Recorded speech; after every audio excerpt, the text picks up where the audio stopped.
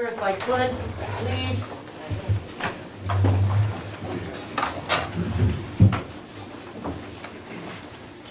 I pledge allegiance to the flag of the United States of America and to the republic for which it stands, one nation, under God, indivisible, with liberty and justice for all. Thank you. Our clerk is running some copies, and we'll be here shortly. But I would like to open the public hearing on the supplemental budget request of $68,000, Kathy? Kathy, is that the correct figure? The amount is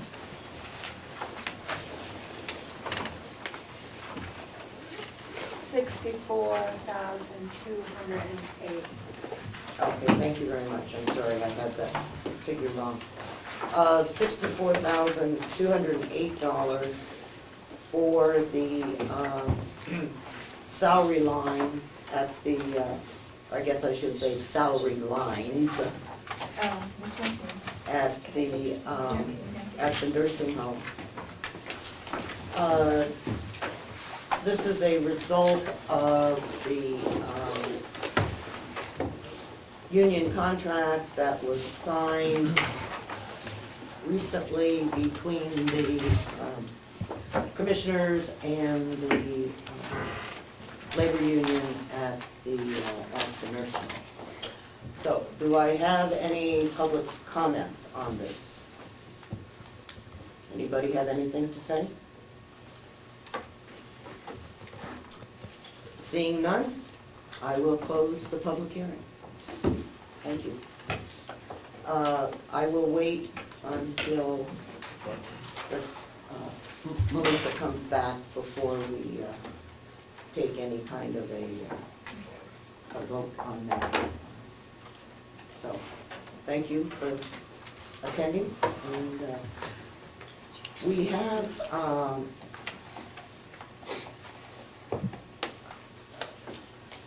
we had a little mix-up on the nursing home committee meeting that was supposed to have taken place at 8 o'clock in the delegation room, and that happens. And so Representative Algren did ask if he could have 15 minutes and to talk about some things that are going on with the nursing home. And I understand we have someone here from the probation office. A second ago. Yeah. He went to make some copies. He did. Oh, no. Oh, the floor plan? How about Mr. Todd, is he here? Said he was gonna be here. Okay. He might have gone to check on progress at the other project. Gotcha.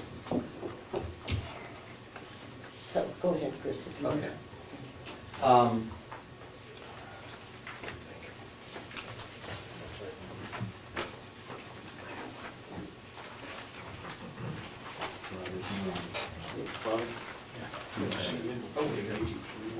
Thank you, Madam Chair, and thank you for allowing this time so we can discuss some of the issues that are going on, mostly regarding the nursing home annex. There were a few points that came to light at the last meeting, and some work that was done by XL Construction Management. You just all received a little handout here, in that XL Construction Management letter is on the top. And essentially, during the course of the last delegation meeting, the delegation approved to the bid for demolishing the two wings and for the renovations of the laundry, which was presented in in the bid. But there were some additional, and unfortunately, during the course of our subcommittee meeting, there were some things that were not brought to light that were realized by the construction management team, that the roofing bid, which was not approved in the course of the delegation meeting, that when we indeed demolished the two wings, that there was some roofing tie-in within that roofing bid. So part of the roofing bid included tying in to where those wings were. So there's, so this item A of the $37,800 is for the that tying in of that part of the job. Here, this was just overlooked. Unfortunately, Mr. Todd is not here. But that is something that I think that is an oversight and that, you know, should be included as part of that work. And if we don't do that work, then there will definitely be some issues. So we either need to approve that additional appropriation or reconsider our votes on the demolition last week. But if I had liberty, Representative Butler? Thank you. Just to clarify, the amount in the original bid for roof work has been taken out. We haven't approved anything for the roof in terms of the cost relative to that. So these are obviously additional to what we have approved, but were the roof work, the money for the roof work was taken out of that original bid. So it is not additional to the original bid. And since it seems clear to me that it's something that we must move ahead with, if it's acceptable, I would move to approve option A within this August 7th letter. You want to read it so that can be put into the motion as to accept this? Tie-in work at the wings, which includes metal roofing, flashing, and possibly some rubber EPDM roofing with insulation. And the price for that work is $37,800. Do I have a second for that motion? Okay, Representative Lavender. Is there any further discussion? Yes, Representative McConkey. Thank you, Madam Chairman. And perhaps Representative Butler maybe could help me with this. The letter I have here has A, B, and C on it.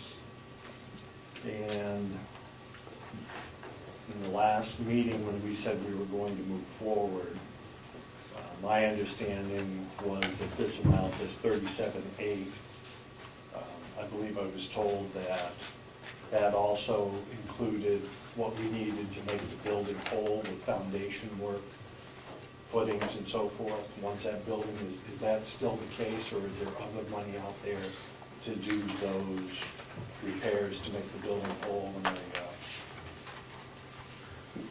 My understanding is that it does make the construction whole with the demolition of those two wings, but Mr. Todd is here again, so maybe he can. Okay, great, thank you.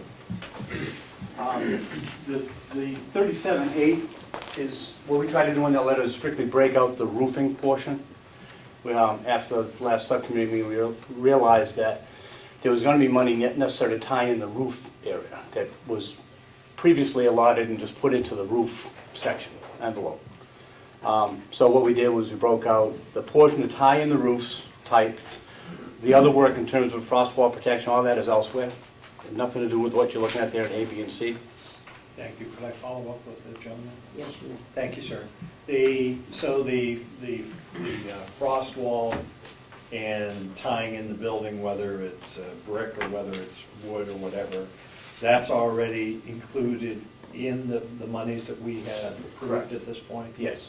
So we're saying that it's costing an additional $37,800 to make the roof section whole after that repair happens, because that was, you were counting on doing this as part of your roof repair work. Exactly, correct. And that's not. So it's not in addition to the original bid, it's just a breakout from the roofing portion to the other portion. And if I could, one last item. Mhm. So listed below that is B and C. Correct. Those are further, in your opinion, that the roof did not need to be replaced and that it could be repaired. That's what those other costs, B or C, are addressing? Yes, what we did was we took the original section of the roof quote, which was a breakout. We broke it into the amount that ties into the building.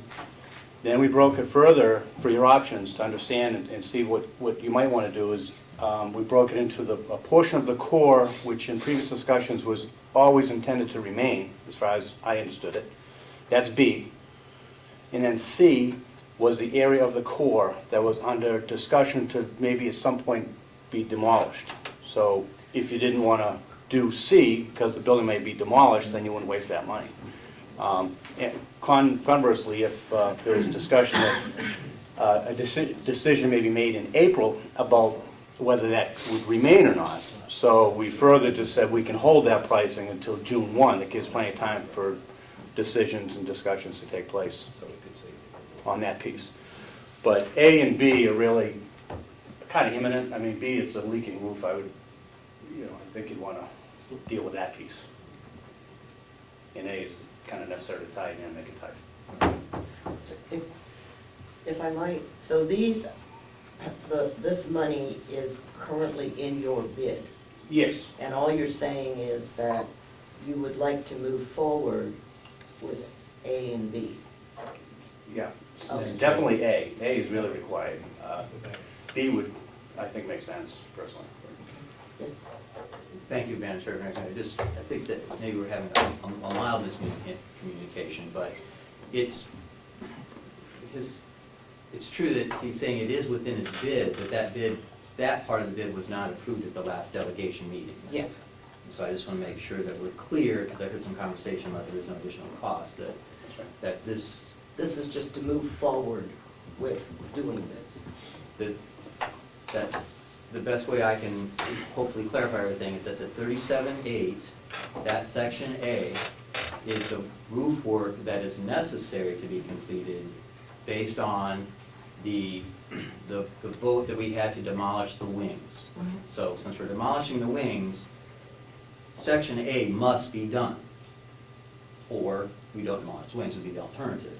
That it is not wise to. So section A must be done.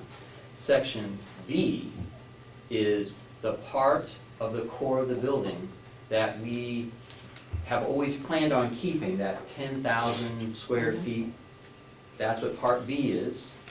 And then part C is that section, that front 5,000 square feet that may or may not be retained. So if I could make sure that at least I understand what this is that because we approved going forward with the laundry last time, but we did not approve going forward with the tie-in work or the roofing, that's what you're asking for today? In a sense, but the laundry section of the building is not part of part A. Part A, Understand. that was, the laundry would be more about part B, which is like, we're kind of separating Yeah, I we're understand. separating the motions to try to, because they're kind of two separate things. One we must do, Right. one we could make a separate decision about. Representative, right? Thank you, Madam Chair. I have a couple of questions. One is in section A, how many square feet are we talking about of repair work? It's probably about 1,000 to 1,600 square feet in that area. And that's going to vary slightly depending on our cut line and the beam lines below. I'm having trouble justifying the cost of almost $38,000 as compared to fixing the 10,000 square feet for 41,000. Why is there such a disparity there? Well, there's framing, there's metal framing involved with the 38,000. They're gonna have new roof framing, in lieu of not just replacing damaged roofing and the metal, sheet metal, and the fasteners and that sort of thing, eave trims and so forth. In A, there is roof framing you have to take care of. So it's not just the roofing material up on the roof. There's a section of false framing in between the old flat roof and the new roof that's there now. So we're not exactly sure what's in there. We've got to do some framing that we know. So that's why that percentage per square foot, if you will, is higher. Is that it? No, one more, Okay. if I may. Can you break those out for us, the cost of the framing versus the cost of the roofing? It would be not exact. There's probably around 16,000 or so in the framing piece. Representative McConkey? Thank you, if I could. Sure. In the original bid that went out, or the original discussion approved by the delegation, which is going back to Bonnet Page and Stone's recommendation, which was instead of doing a repair, was a new roof structure, a new roof to be built.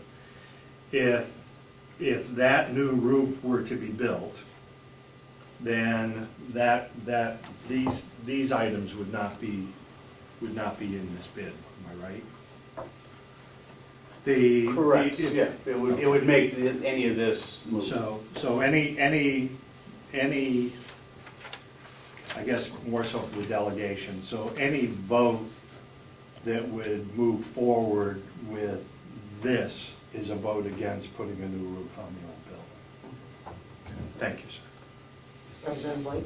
Well, this kind of goes along with what Representative McConkey was saying. I was just, because I don't have the figures in front of me. Is there a difference, what is the difference in price for putting on a new roof that we had discussed before and for this? This, if I could, this is a less expensive option, and they're under the impression that the roof doesn't need to be replaced. Can I do a follow-up, please? Just a moment. The roof, 270. 405 for the whole 15,000 square feet. Okay. So essentially, Did you get that? No. so if you look at, if you add up the three numbers of the 36,000 and 37,000, which is 75,000, 70,000, so it's about $115,000 is the total A, B, and C to repair the entire 15,000 square feet. And then the estimate given by Bonnet, Page and Stone was $405,000 to put a brand-new roof on that 15,000 square feet. Okay, and it was $270 for 10,000 square feet, and it looks like about $80,000 to repair the 10,000 square feet. So there's a significant difference. Do you have a copy of this? The Bonnet, Page and Stone thing that we've had for, the date on the letter is March 14th. I just don't have it. I don't Okay, have it. but you have it. Yes, I have. Okay. Representative Cordell? In line with the complete roof repair versus the partial that we're discussing here in this proposal, is there any kind of warranty if we do just the repair work listed here on that? Typically, there would be a standard one-year warranty. We did talk to our installer, and he would extend it to a 2-year warranty. And if the roof up there is really, the metal field of that roof is really in fine shape. It's all the edges, the eave trims. There's some large expansion joints up there which are half rounds, and they've been walked on and stepped on. And the field of the roof is a standing seam roof, mechanically fastened. It's in great shape, basically the roof. It's the boots, all the penetrations need treatment. The roof edge trims need treatment and replacement in many cases, but the feel of the roof is really fine. Would you like to comment on that? What he said. Okay, I just want to make sure that our maintenance department and our concurs that, that this is appropriate. And it appears by the shaking of It the head, is. the answer It is is, yes. Okay. All right, so, the motion on the floor is to approve the tie-in work at the wings, which includes metal roofing, flashing, and possibly some rubber EPDM roofing with installation, with the price for this $37,800. So, yes, Is it appropriate to include in the motion that the money from the negotiation is to be taken from the bond money, from the original, or? I don't think we need to do that. We would, if you'd like to add that. Well, because I believe that is our intention, Yes. so. Okay. Do I have a second for adding? Second. Okay, thank you. So we have an amendment that says the money for this will be taken from the leftover nursing home bond money. Yes, Representative. Thank you, Madam Chairman. And we're about ready for a vote. I just wanted to air my feeling on this is, as a member of the delegation and had been involved with this a number of years, the intent of, if we were going to save the nursing home, was that we were going to put a new roof structure on it so that we had assurance that whatever we built was going to last at least as long as the bond. And this is the repair of this roof, while it is a cheaper option, I'm not sold that it is the right option for the taxpayers, and that I will not vote for any motion that does a repair as opposed to a rebuild. All right? Madam Chair, thank you. Is there any reason not to also include paragraph B? Well, we're not discussing that. We're discussing the Okay. amendment which says use the money from the bond. Sorry, yes. Okay. Representative Nelson? Thank you, Chairman. Could somebody again go over what we're saving by going over this, the bottom number that we're going to save by going with this option? Okay. Let's talk about the bond. The money from the bond is the discussion on the floor. Should we take the money from the bond? Okay, and I think that if we can get through that, then you can ask your question. Okay? Okay, so the amendment is to use the money to pay for this from the bond. All right? All those in favor, just raise your hand, please. 1, 2, 3, 4, 5, 6, 7, 8, 9, 10, 11, 12. Opposed? 1. Thank you. Okay, now, the motion as amended. Okay, now you may ask your question. Representative Nelson. Following up with Representative McConkey, how much do we actually save by going with the fixed roof versus a brand new roof? The difference between $270,000 and the total here, which is 16. is 4 and 3 is 7, 80,000. So that's $110,000, If I might interject, basically. if I might interject, I'm Sure. sorry, just That's to okay. clarify the numbers, that if we do the entire, if we keep the entire core of the We're 15,000 not square, keeping the entire core. then the difference would be 270 versus 80. That's correct. So it's $190,000 savings.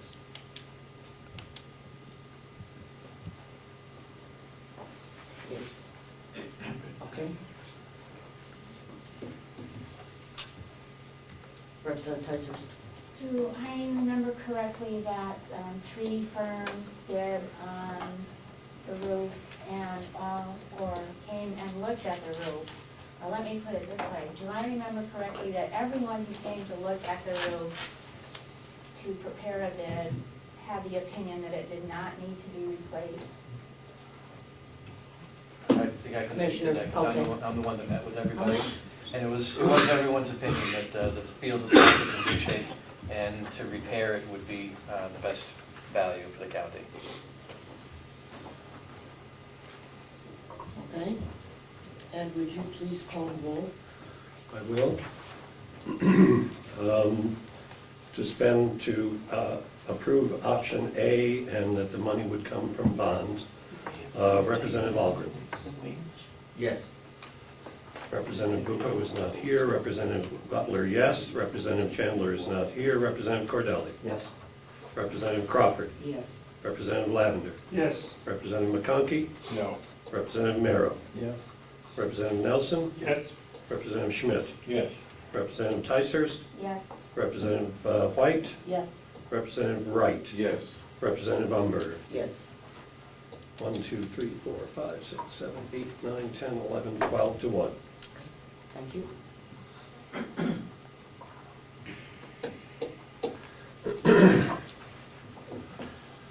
I would also move option B for $41,500.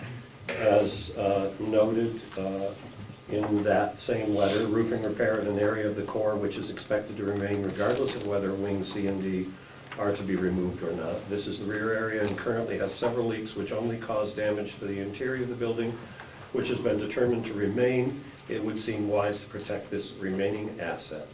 Price $41,500, with the money coming from the bond. Thank you. Yes, Representative Lavender. Second. Is there further discussion? Madam Chair. I have tried to understand this issue as best as possible in talking with Mr. Murray from the Nursing Home Maintenance Department. It appears that we will ultimately be protecting property that we are likely to be using over the next several years within the core of the old nursing home annex. And from Mr. Murray's point of view, it makes sense to do this to make these interventions to protect against further damage. That's it. Other comments? Representative McConkey? Thank you, Madam Chairman. I am feeling like my friend Representative Chandler at some point when you're holding a flag up there, no one's following you. But I'll say my piece. One of the reasons for moving forward, one of the greatest reasons for moving forward with the new nursing home was because of the unpredictability of the structure over there, and the leaks, the mold, and everything else. We paid good money to have a consultant come in that I'd mentioned previously that had determined that the roof was an issue and that it needed to be replaced.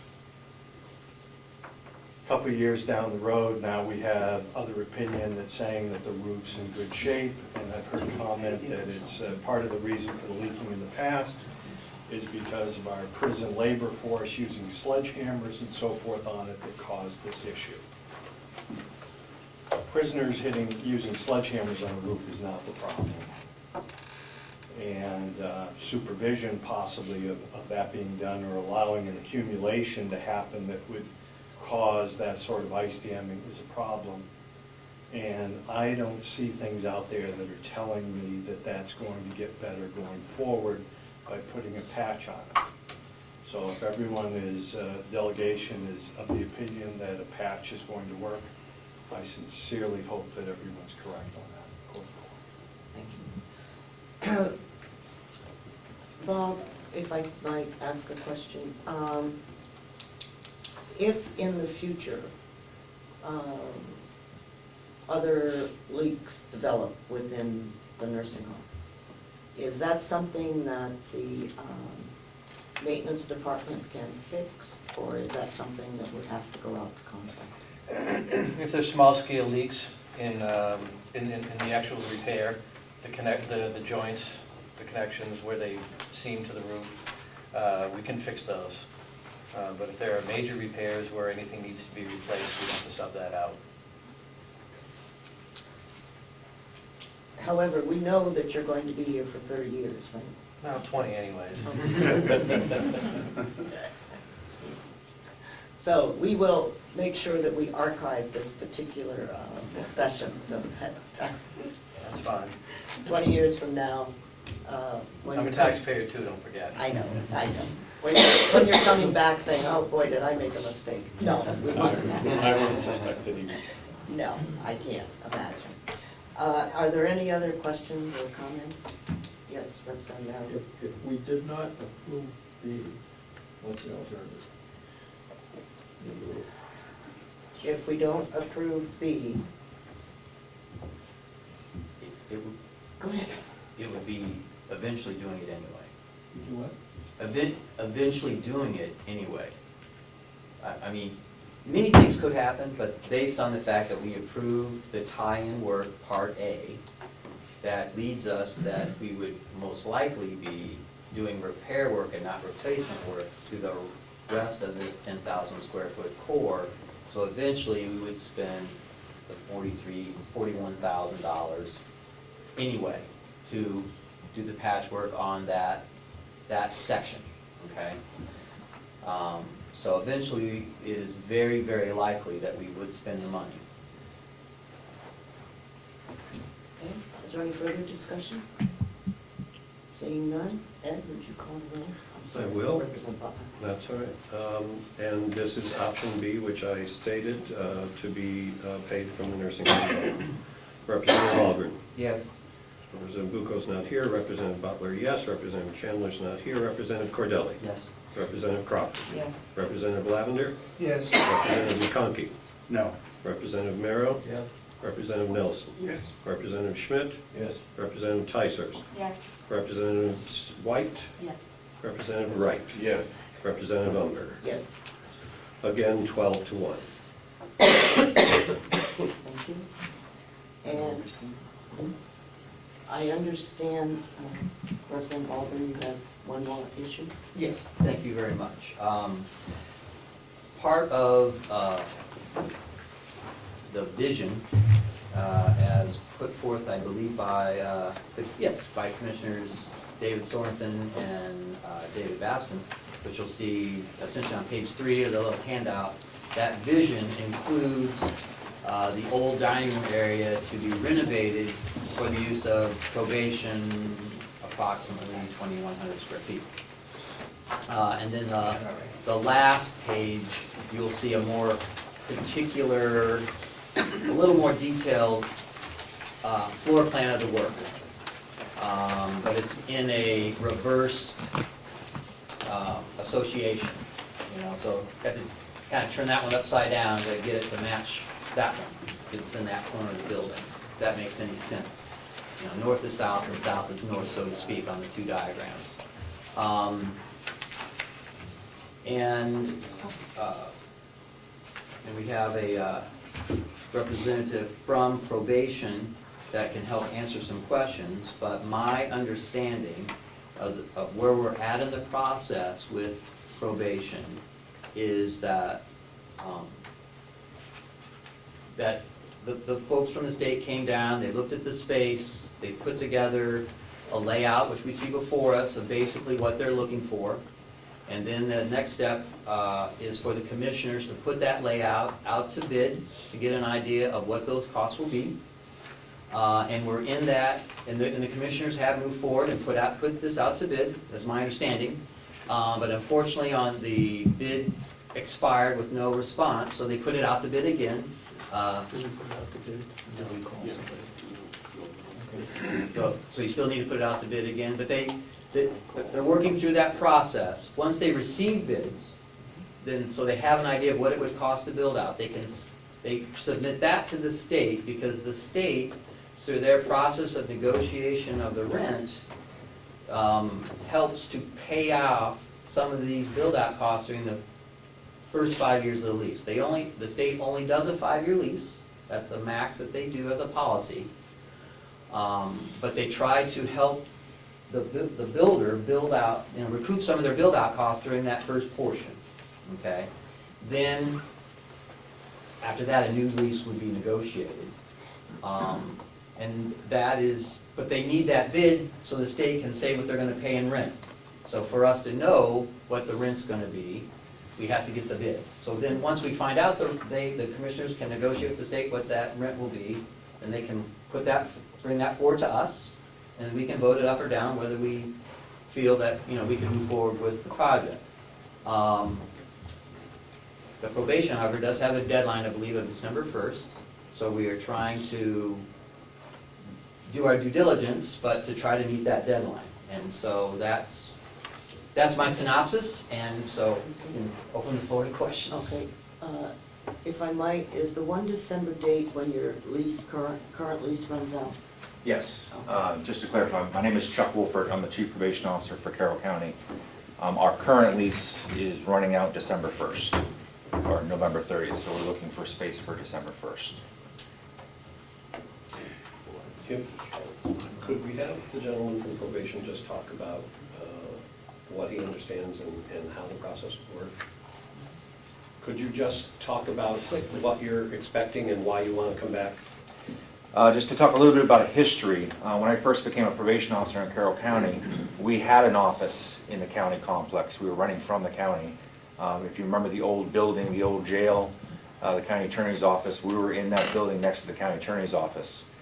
So we had to move out and leave this complex because of that. We're hoping to return. This is a great opportunity to bring our probation office back to the county complex to the benefit of the county and the people in the county. There's many reasons why this benefits the people of Carroll County. When they go through the court system, we're right here across the street for them. Right now, they have to travel to Wolfboro, so there's some issues there. So this benefits many people, including myself, being next to the courts, next to the sheriff's office. We all work together. If there's any questions specifically. Representative Compton? Thank you. Thank you for being here, sir. How many square feet are you leasing presently? I believe we're in the mid 400 square feet, but that's not suitable for my office. I have an office of 4. We're right now working basically on top of each other. We should be working with an individual, an offender, one-on-one in privacy. But right now, we're talking to an offender and we have 3 other people listening. And if they're working with a person, they're overhearing what we're talking about. So we need much more than what we have. Thank you. And you're presently paying for 400 square feet, how much? Our current lease, which I can't talk about, is about approximately $700 per month. And if I could follow up, would your understanding of the state structure be that if you were to occupy 2,000 square feet versus 400 square feet, that the state would be willing to pay that proportional amount more for that extra space, which would be a substantial increase in what the state is paying for that space right now? What I can talk about is history. I'm unable to talk about what the state would be willing to pay, but we have paid in the past over $1,000 per month for space that's much bigger than what we have now. Would that, if I could, would that space be for 2,000 square feet, 2,100 square The feet? space that we had previously was under 2,000 square feet. So again, I'm unable to talk numbers, unfortunately, because the State Administrative Services does that, and I've been told specifically not to talk numbers. I fully understand that, and having sat in Concord on the other side when we're negotiating public works, buildings, and leases, I've not seen a willingness of the state to pay that kind of a proportion forward, and I hope you have a breakthrough. Well, what I can tell you is that the person who does our negotiations has come down and seen the space, She's the one that actually put together that floor plan for you today. So I would doubt that she would put together that floor plan for negotiation if she wasn't willing to work something out. And just to add one more thing, again, talking about history, where we moved when we left the county complex years ago, the contract, the 5-year lease, we worked in the construction to make it suitable for our specifications into that 5-year lease. Representative Wright and Cordell? Thank you, Madam Chairman. Representative McCoggin, I may have something that can help here. Looking at this floor plan, I had a problem in my head trying to figure out the 2,100 square feet. And according to my calculations, that 46 feet length by 45 feet includes the hallway, which, if my memory serves, is about 12 feet wide. So I believe that 2,100 square feet is a little bit over what it should actually be. Okay. Representative Cordell? Yes, thank you, Madam Chair. I just want to make sure that we're all on the same page, or at least maybe 2 pages. And I had not seen previously, I'm not sure if the subcommittee had, the diagram that you had provided of your space layout. Have you also seen the August 2014 layout of the entire core area, including the area that you're interested in, and that is your understanding of the space that would be available? I have seen the complete core area. I've toured different office space. But the space that you're looking at, the diagram, is the one that we're looking for, if that answers your question. Have you seen this diagram before, and is that? I've seen the complete diagram that you're holding up, yes. Okay. And we've looked at different locations there. Let me just Okay. do a quick. If I could, we're obviously going to have to come back once we have a real proposal. And it's going to have to be before we are elected or unelected. So we're going to have a final discussion on this as it moves forward. The way I'm starting to understand this is that it's a moving target. If probation comes up with a reasonable proposal and the delegation wants to support it, then we move forward. If they don't, then the space becomes available for storage for maintenance. And then the same issue with the kitchen, the same issue with the core. We're going to be coming back to each of these issues as the proposals come forward.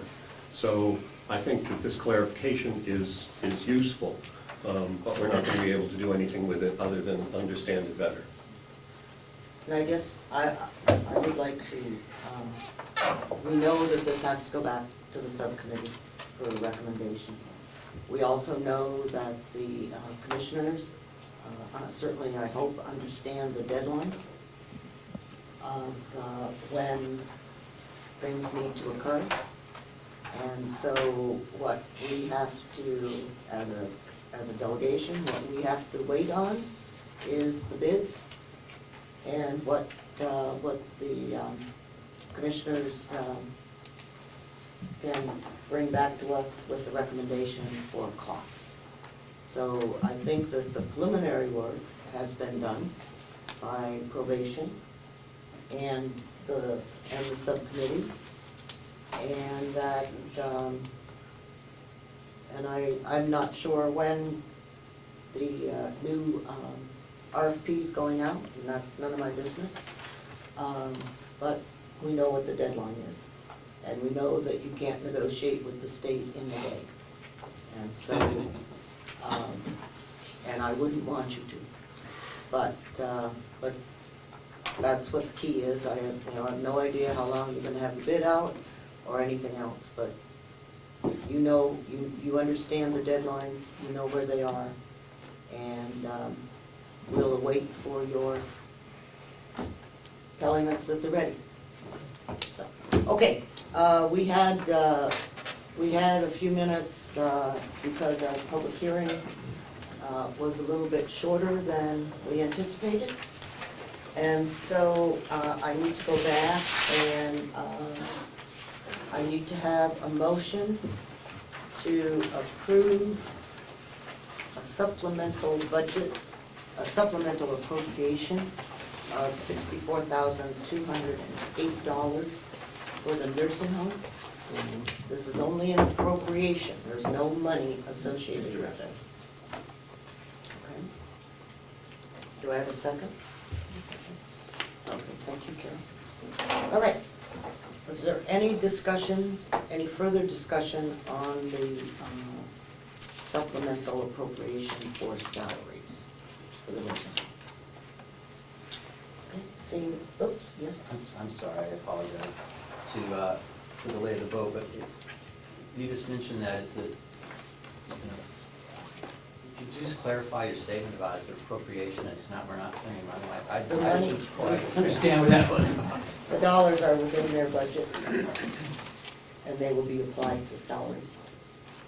Oh, I see, so we're taking money that's already been appropriated and just reorganizing the They've deck got- chairs within their budget? And they have a little bit over. Okay, so we're not appropriating, it's not gonna change the tax rate, none of that stuff, okay. So, okay, But you can't just spend them without an appropriation. I understand that, but, yeah, but I guess my question, if I may follow up, is. Sure. Same question. Yeah. We went through all this, but go ahead. Yeah, I apologize for not being at the last meeting, so I just want to make sure that if we're not appropriating, that all we're doing is allowing them to take money from other currently approved budget lines and move them into the salary lines as needed, is that what we're? Well, we're hoping that they will do something about adjusting the salary lines. You know, that would seem appropriate, and not just overspend.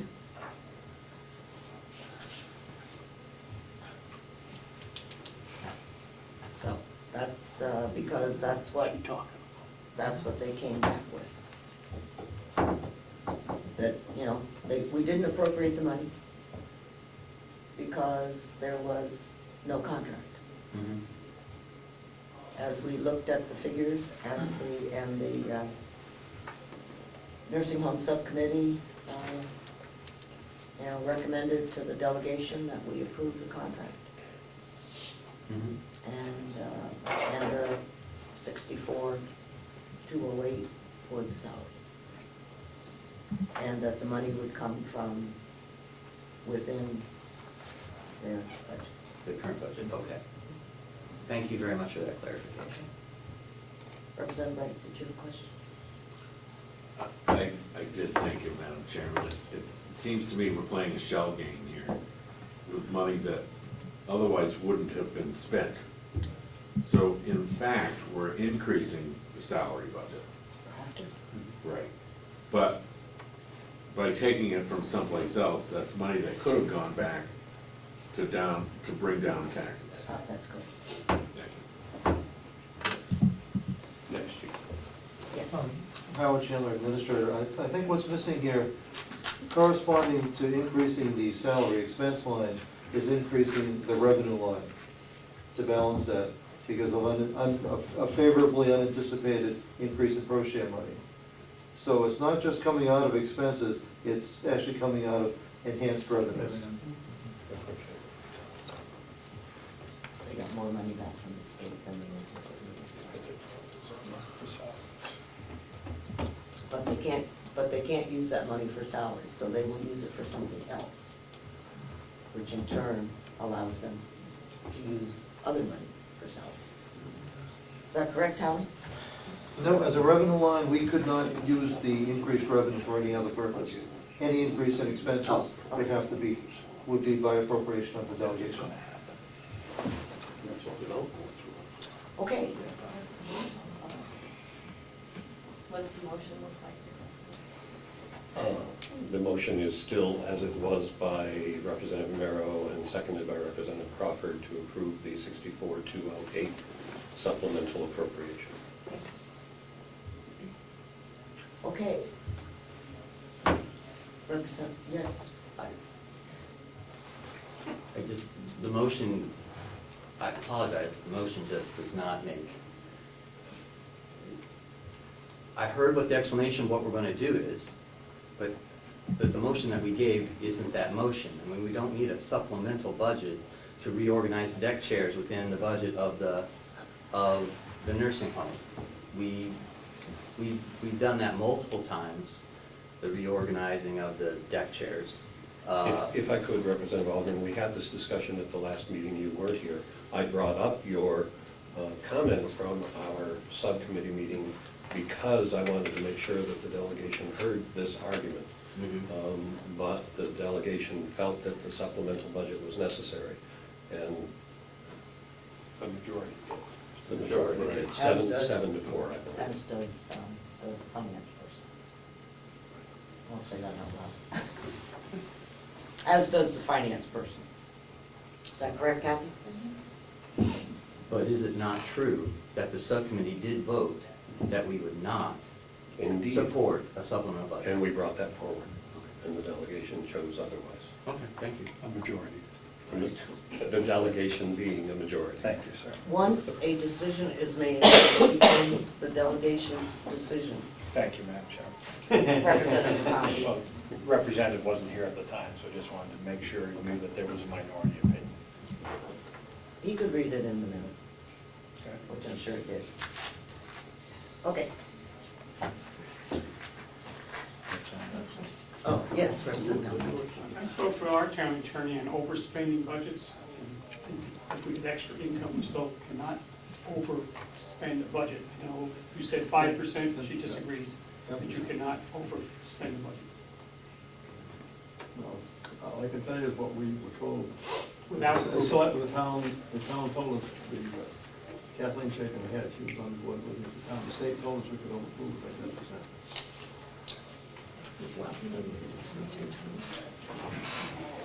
I will put it this way. If the commissioners overspend their budget, they're in trouble. And it's very clear. I don't condone it, don't get me wrong. It's very clear that in the RSAs that requires action by the delegation to do something, which is not mine. We already have some problems within the budget. So, are we ready? All right. Representative Alderman. No. Representative Bucco's not here. Representative Butler, yes. Representative Chandler's not here. Representative Cordelli. Yes.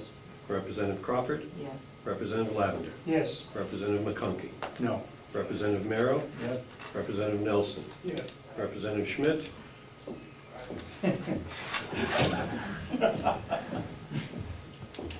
To move things along, yes. Representative Tysers. Yes. Representative White. Yes. Representative Wright. No. Representative Umberger. Yes.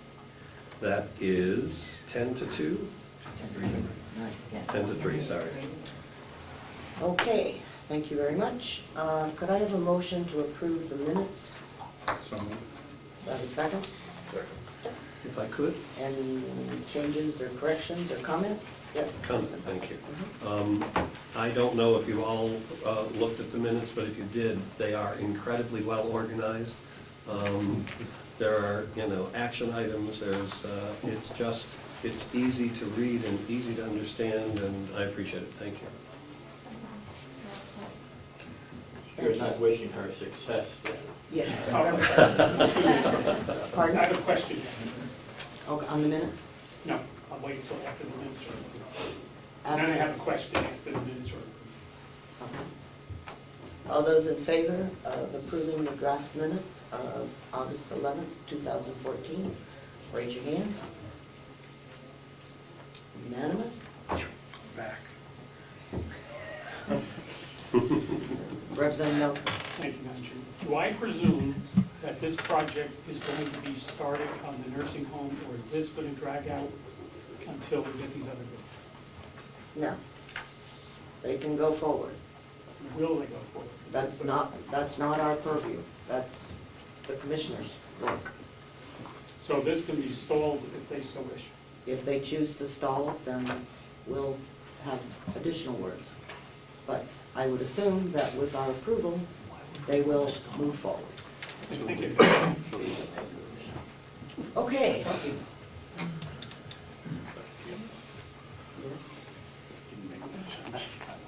Madam Chair, thank you for recognizing me. Perhaps I'm wrong, but I thought part of our directives were that the demolition was to occur by a certain date, certain.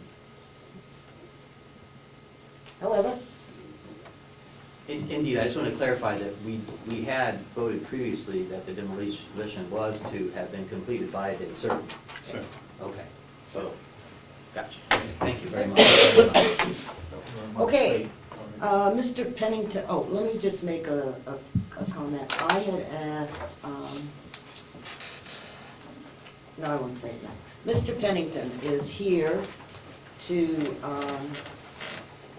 talk about the draft performance audit. And perhaps if you could pull up a chair by Representative Lavender. Sure. And so you don't have to, doesn't require you to stand up. I talk faster when I stand. Oh, well. Stand. Okay. All right. Well, by the way, welcome. Thank you. And we appreciate the work that you've done. It's a pleasure to be back here today to give you an overview of this. And my thought was, I know the report, the draft report has been distributed. You've probably had a time to look at it. Was to kind of go through and give you a highlight of it rather than reiterating everything, so that we could get to any questions or comments or discussion areas that you'd like to get to. But my intention is if I miss something and I don't highlight every point in here, is not to go over that. I'm more than happy to talk about all of that with you. We tried to organize the executive summary in 3 sections. One first dealing with the human resources area, the second dealing with the financial services area, and the third dealing with organizational structure and staffing. I do want to point out that a study of this nature focuses on opportunities for improvement. We also tried to highlight those things that are in place and going well, because there are things that should be noted that are being done according to best practices, that are being done as would be expected. However, when we put together a list of recommendations, we're focusing on those things that should be improved in the future. But we do want to try to present that balanced approach and look at this as a way for you to move forward to a better operation. So in the human resources area, we want to hit some of the highlights there. And I think this is one area where over the last couple of years, the county has made some significant strides in identifying the items that needed to be addressed, starting down that road, and still recognizing that there's some ways to go on that, but it doesn't happen overnight. So one of the first things we talk about there is continuing the standardization of the personnel files so that we have accurate personnel files that contain what they should contain, that don't contain information that shouldn't be accessible to individuals, because supervisors have access to personnel files, but they don't necessarily have access to all information regarding that employee's background and employment history. So getting the files in an appropriate order. More importantly after that is centralizing the files so that HR maintains that central repository for all personnel files. So that will require coordination with other departments throughout the county who may maintain their own files, but an official document, if we need to see somebody's official file, we should be going to Lynette's office and pulling that file out. We shouldn't be pulling information from multiple departments across the county. It leaves you open for things being misplaced, not included, conflicting documents. So it's just a good practice. And you're already starting down there by getting the files in order. The next step then is pulling them together. And I'm going through the table of contents here, the table that lists the recommendations, just so you know. The next one has to do with formally reviewing the job description. So while a lot of progress has been made there, they're not all in the same format, the same level of consistency. Not everyone has been, I guess, officially adopted or agreement reached with some employees on them. So we need to finalize that process and then put into place a procedure where they're periodically reviewed. That's the fundamental document about what a job requires and the duties of that position. So it really needs to be maintained in a current state. And a good practice is every time you fill a job, you review it. And then some jobs don't get filled very often, so you sort of review those on a 3 to 5 year schedule. It makes it more manageable for HR staff to do a few of them, several dozen every year, and keep them up to speed. 2.4 is a recommendation that I did want to highlight. We're talking about a formal classification and compensation approach. I think one of the things that we heard, both from interviews with staff, from looking at the process, is that the setting of salaries is while formalized here, is not perhaps done in a way that makes it best easy to manage your compensation approach and strategy. A typical approach would be to have a plan where you have a salary range for positions and some defined hiring range at the point at which you're going to hire someone. It shouldn't be a decision that we're making every time we're hiring a new individual, or else we don't have consistency in how we treat individuals based upon experience and race and years of experience within that field. It just having some set policies and plans and a compensation program can take some of those difficult discussions out of the way earlier. It's not an overly expensive thing to do for a community your size, but there is a cost associated with that if you don't do it internally. And it's typically best not to do it internally to keep some of the politics out of that. We then talk about conducting exit interviews and providing a report to the commission annually of the findings of that exit interviews. You find good information out about how well your supervisors supervise, the policies that are in place, the workplace culture from people who are leaving, whether they're leaving to take another job, you can find out why, what made another place attractive. If somebody's resigned, you can find out were there practices in the workplace that contributed to their departure. So HR should be doing this with each employee, and they really need to then be presenting that to the 3 commissioners who can use that to set future policy or make changes or address issues that are identified. It's a very proactive way to encourage, that feedback from employees. In section 2.6, we talk about the need to develop a set of policies and procedures that cover all employment. While there is some basic stuff in place, we're talking about a more comprehensive employee manual. Pretty fundamental document that is really important to set expectations and work practices. And the more important piece is it helps ensure consistency across your departments, because most of your department directors operate fairly independently. This is one way to ensure that you have that consistency across departments. From a technology perspective, in 2.7, we talk about implementing a HRIS system, Human Resources Information System. Whether that's part of your existing software system that the county has, they have a module that could be used for that, or something else. Right now, the ability to get easy information out of the system and to do the analysis that should be done is pretty impossible. It's almost all manual for HR to do that and provide the support that they should to the county organization. Some of those HRIS systems also have more electronic processing, so you can do online applications and submittals and can really simplify the work for both your HR staff and your county departments in hiring. We next talk about enhancing the orientation program for new employees to acquaint them to county employment, policies, procedures, expectations, and their role within that department, with the department they're going into. Section 2.9, we talk about implementing a formal training program. I think one of the things, and we heard from some individuals, is the level of training across the organization is fairly inconsistent. There should be some basic training that all employees get, sexual harassment prevention, diversity, workplace violence, certain things that you need to do to manage your liability. And then there should be training such as customer service that sets the culture that the county wants to have put forward, how we do business here. Job-specific training typically done at the department level. So what we're talking about is stuff that the HR department will coordinate. And in a subsequent recommendation, we also talk about having a similar program for your supervisors, a core set of 3 or 4 courses that you do every couple of years, so that supervisors are aware of their obligation and are well-trained in their requirement in terms of how to effectively supervise and manage employees. Moving from a worker to a supervisory is an important point in the individual's career, but you don't become a supervisor just by being appointed. You have to learn the skills that it takes to effectively manage others. And HR has a role to ensure that your supervisors can be successful by helping them, train them and give them the background that they need to do that.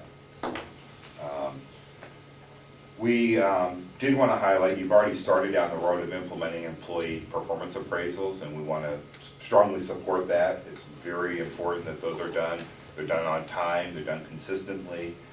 It's your principal way to, one, identify issues when there are problems with employees and document it so that you have it there to support future action, but more importantly, to let employees know when they are doing well and how they're doing in their progress. What we typically see is if they're not done, the issue gets to a point where you're ready to say, we're done, we just want to get rid of this employee, and you have no documentation to show that you've ever talked about the issue, that it's ever been discussed with the employee, or that you even had that expectation that they perform that duty. So it really helps manage those expectations. In section 211, we talk about the need to develop and implement a standard hiring practice. It started down the road, but there's still some inconsistencies across departments and how the role of HR with the department. And I think we need to standardize that so that HR's role is very clearly defined in terms of accepting applications, doing pre-screenings against the job requirements. Then the decision shifts to the department to make their choice for who they want to fill that job. And then HR takes over the processing of the paperwork and doing the formal actions it takes to hire somebody and put them on the county payroll. 212 is where I talked about the supervisory training practices and core courses. So that's a real quick overview of the HR section. Again, a lot of recommendations, none are insurmountable. Many your staff's already aware of, has started down the road. It takes time to put things in place when they're not there. And I do want to emphasize this, and I'll say it again, especially where we talk about policies and procedures, those don't happen overnight. They take some development and take time. You also don't have to recreate the wheel. You have many other counties in New Hampshire you can beg, borrow, and steal from because a policy can be modified fairly quickly to meet your needs. You just can't take somebody else's and put it in place without spending that time to do so. On the financial operations side. Excuse me. Oh, yes. Let's You want to do it by yeah, let's see section? if Okay. there's, that way we're not, Okay. that very way good. I'm not confused anyhow. Are there any questions or comments that, yes, Representative Bell? Thank you. The issue of central files. I understand the need to centralize certain functions, but does it make sense to have duplicative files except for basic information, say, in the nursing home or other larger departments and HR? I suppose it's none of my business, I'm just curious. Well, we deal with this issue a lot, especially on the HR files. I think the reason I strongly believe you should have a central personnel file is if the county is sued and you have to produce a document, an HR file, it's much easier if you go and pull it from one central location. It has a lot less credibility if you say, I'll get back to you, I need to go pull that, some from HR, I gotta go get some from the nursing home, or I gotta get some from the sheriff. And you're creating a file, a package, which becomes the HR file, versus saying, we already have a file that's here that we're using. It's a little bit more work for departments, yes, because there are certain things they're gonna wanna keep copies of, employee discipline, because they wanna have ready access to that.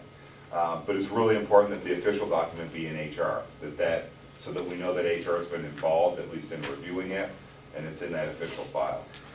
I don't think it creates an insurmountable amount of work for departments, though, once you get used to a new practice and procedure. Thank you. Representative Cordell? Thank you, Madam Chair.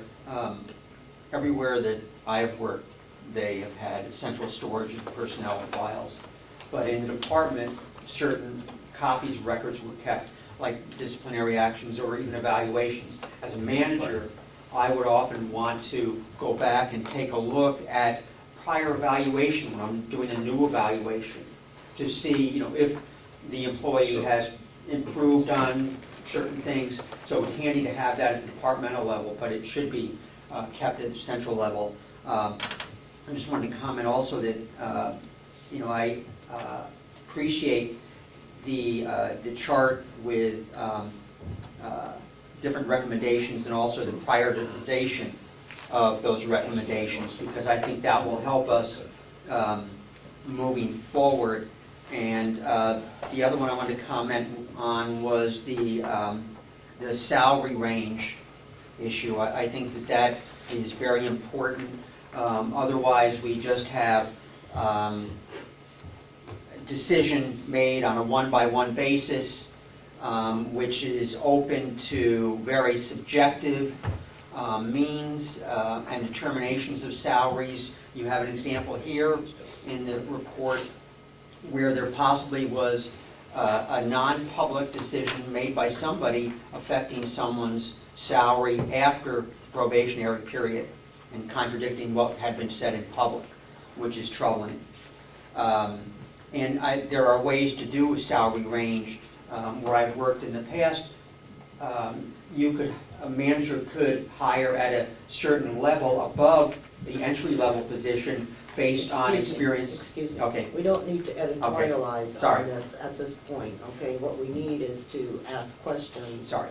of Mr. Pennington in regards to the report. So if I could focus on that, and there is no doubt that we will have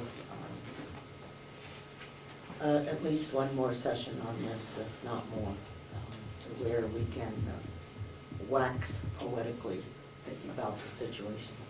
Representative Merrill? Yeah, this is just a quick question. Sure. As I go through the report, not only the section that you're talking about, but all of the rest of it, there seems to be an awful lot of work and responsibility on the part of HR. So my question is, based on the HR staff that they have here, is that adequate to do everything that this seems to point out? Well, I was going to get to that in the last section, but I'll answer that right now.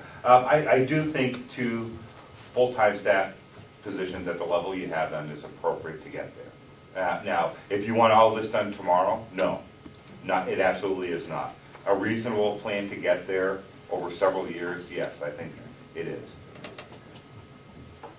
Representative Schmidt? Just one general comment. I think you've done a great job here, I think, on the performance audit, and what you've covered and the in-depth and the analysis that you've done is certainly met all my expectations.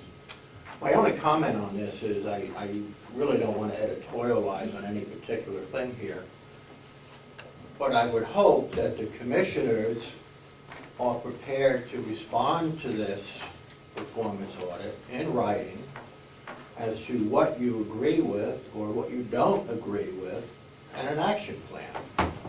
That is what I would like to see, because typically what happens in the county here, we come up with wonderful ideas that go nowhere. So having said that, I would really like to see a formal response and an action plan and a timeline. Thank you. Okay, any other comments, questions on HR?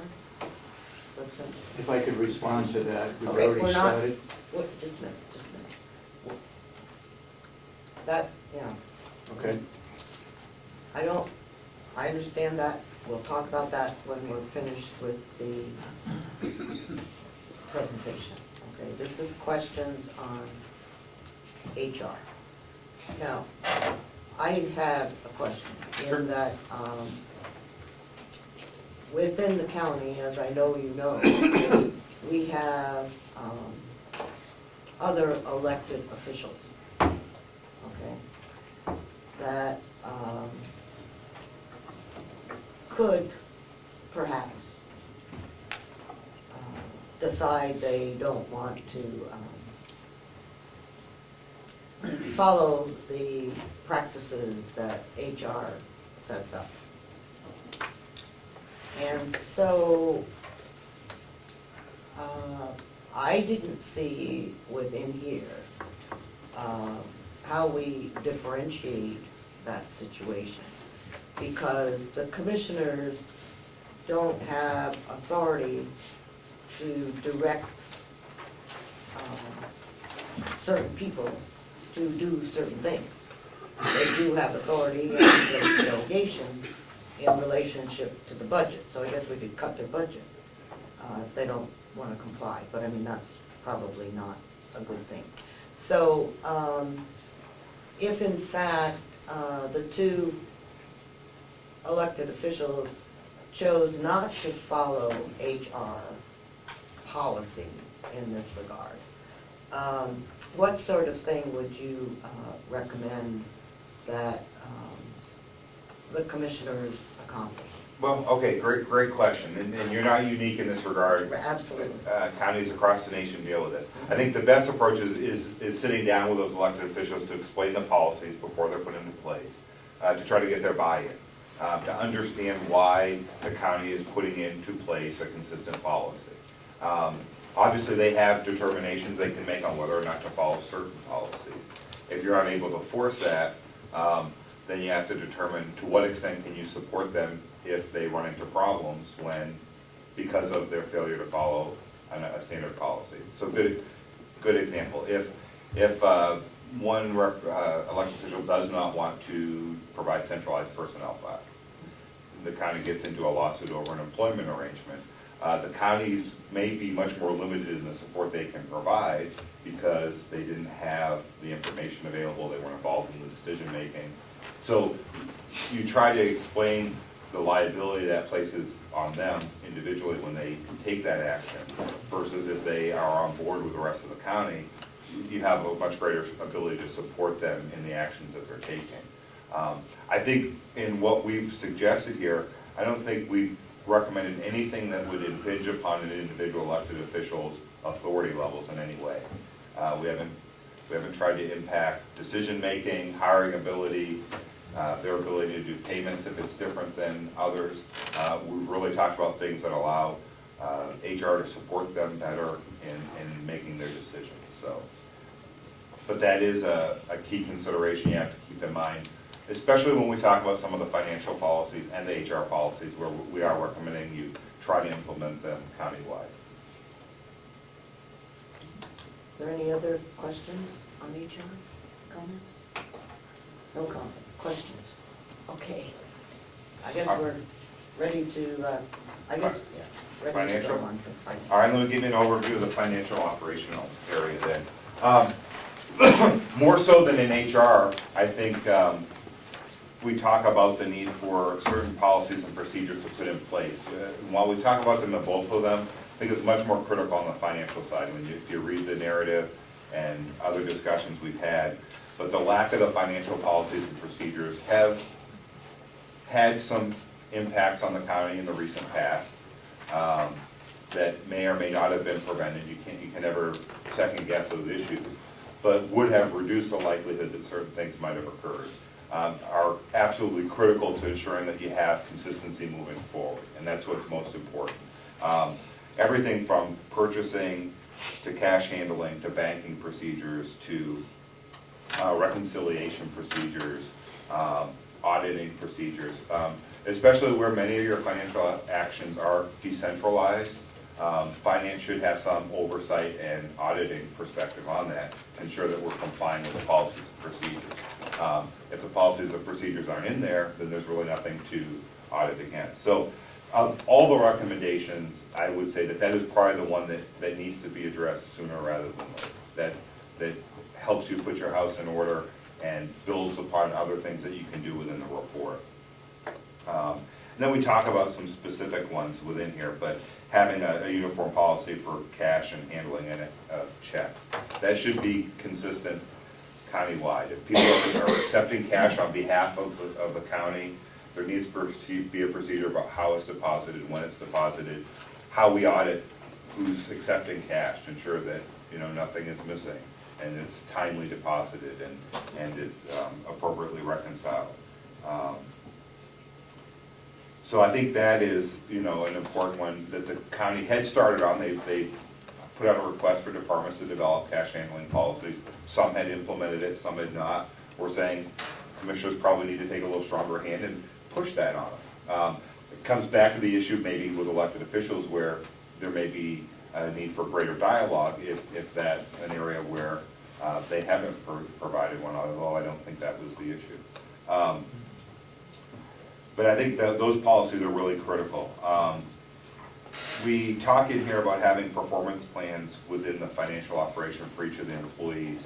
And I think this is an important one to help clarify what the expectations for each of the positions within the financial operations are. I think we heard some maybe not disagreement, but different understanding of roles of some of the individuals, or maybe an individual felt their duties were X and others thought their duties were Y. I think it needs to be very clear what each financial person's duties are, who backs up who, and what a performance plan will be for the year, what's expected in terms of acceptable performance. 3.4, we talk about centralizing procurement files, and here we're really talking about major procurements, not every office supply request, but if RFPs are being issued and those types of things, we need to have those more centralized so that you have the financial documents needed at the end of the year for auditing and other purposes. And that has a low priority also, so we did try to, as Representative Cordelli mentioned, put some priorities on this, what we think were more critical. 3.5, I think, is a fairly high one, which is begin the development of a multi-year capital plan. Sitting in some of the commission meetings, watching some on TV, listening to some of the discussions that they had with the delegation, going through budget. There's a lot of misunderstanding about what some of the decisions were made regarding financial decisions. But more importantly, I don't think we have a plan for maintaining our fleet appropriately, making sure we have the money for building maintenance. You have a very nice new nursing home next door. Maintenance is going to be low, but you should have a maintenance plan to know what should we be replacing at what frequency to keep this building up to appropriate operating condition. So I think a 5-year capital improvement plan, which is typical in local government, would really ensure that everyone understands what the real long-term obligations might be. We have trucks at the farm that are, I think, fair to say, fairly operational. There's been discussions about replacing them. We need to make sure that those are planned out, because you can't try to scrap together a couple $1,000s to get to enough to buy a vehicle without having a plan for that. And without the plan, I'm sure we're not going to get the comfort level from the group who has to approve it that we're making wise decisions. So this is our thought on how you two can balance your sometimes competing needs to ensure you have the money available, but that you have a plan in place that it's being spent with some forethought and foresight. And there are a lot of good examples out there that you can use to base this on. We did talk about an option for assigning minutes for the commission meetings to one of the existing staff members to address operational needs. I think most importantly, when we start in section 3.7 on the financial side, the reconciliation of bank statements is a pretty significant issue that we highlight. The length of time it then passed before bank statements were reconciled is completely unacceptable. It's a fundamental flaw in your policies that prevents you from identifying issues early and correcting them before they become bigger issues. Having said this, we also will talk briefly and just shortly about staffing for the financial area, because we do have a recommendation for increased staffing. 2 options that we put out there for you. We did talk a little bit about modifying the commission's meeting approach to make it more action-oriented rather than decisions on the fly, and that is not a reflection of the decisions that are made, but a way to make better use of their time. The problem is, a lot of what we're talking about putting in place requires a lot of work before commission meeting. And we give you one option for addressing that with a different staffing approach. But opening bids and trying to make a determination on the fly during a meeting is difficult to do. It's just not the best way to make certain decisions. And other key policy decisions also don't work well that way. And then we talk about putting in some basic performance measures for the commission to use in monitoring their departments and performance. It doesn't have to be 10 pages of performance measures, but a handful for each department to say, how do we know we're achieving what we're trying to achieve? Or what are we trying to achieve this year in terms of key initiatives? What's measured is done. What's not measured gets pushed off. It's true in our personal lives, it's true in our professional lives. So we're trying to help you, a simple way to do this. Do you want me to stop there or hit the staffing piece? No, let's stop. Okay. President Cordelli. Thank you, Madam Chair. In one section here, in the finance section, you mentioned utility billing is handled separately outside the financial system. Is that a reference, are you referring to the water billing Correct. system in particular?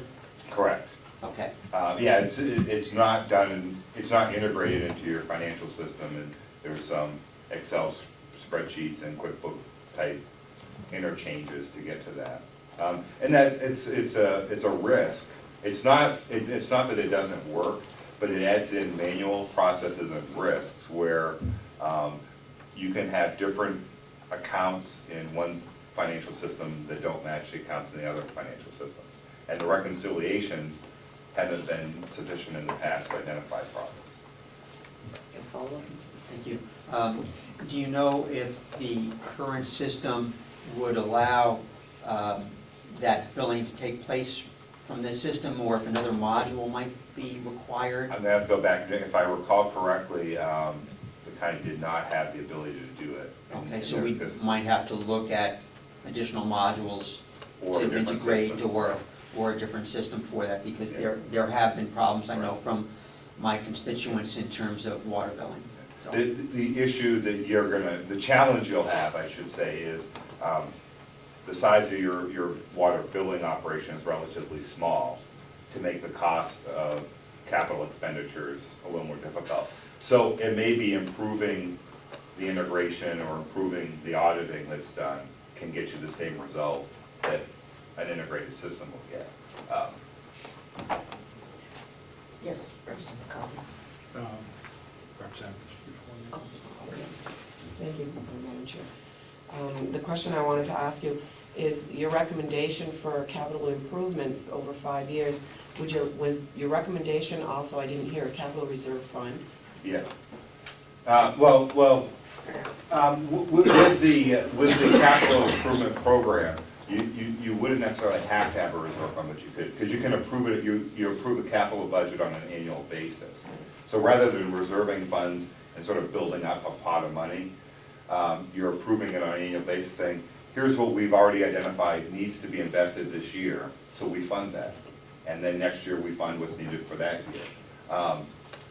But you can do a hybrid where you are, for large purchases, still doing a reserve fund based upon the plan that at this point in this plan, we're gonna have to make this purchase. So they're not mutually exclusive, they can work together. I think what we felt was more critical is having a 5-year plan to know, when does this roof need to be replaced? I mean, this may be on a 20-year plan, but I want to know, over the next 5, what do I need to be replacing? Which vehicles need to be replaced? Because then if I know we have 10 vehicles that need to be replaced, we can do joint procurement rather than departments doing them individually sometimes to get better pricing. You're welcome.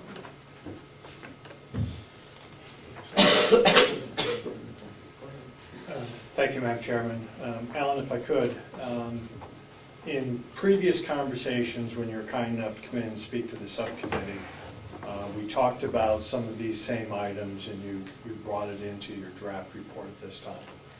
And I believe one of the conversations that we had prior to that was, if you look at the operations of the county of where we are, probably this section deserves the most priority at this point in time with where we are. Between HR, finance, yeah. If I was to look at the two areas, I would say, again, this is me coming in, giving, my opinion based upon my time here. HR had identified some issues and has started making progress. Finance also has identified some issues, but we haven't been seeing the progress being made there. So I think this is the area, if you were to prioritize and say we can only do 5 things, I would focus more on the financial side first before I did on the HR side. Thank you. If I could follow up on that. And I too, as many people have mentioned, I like your format that you've done here. Knowing that financial is something that we need to have a more proactive accounting at presently, I would like you to consider in your ranking, we have high, medium, and low. But what I've heard in your conversation here today, centralized cash policy from the commissioners, audits, timely reconciliation of accounts. I think it would be helpful for the delegation if we were to see what the highest priority was.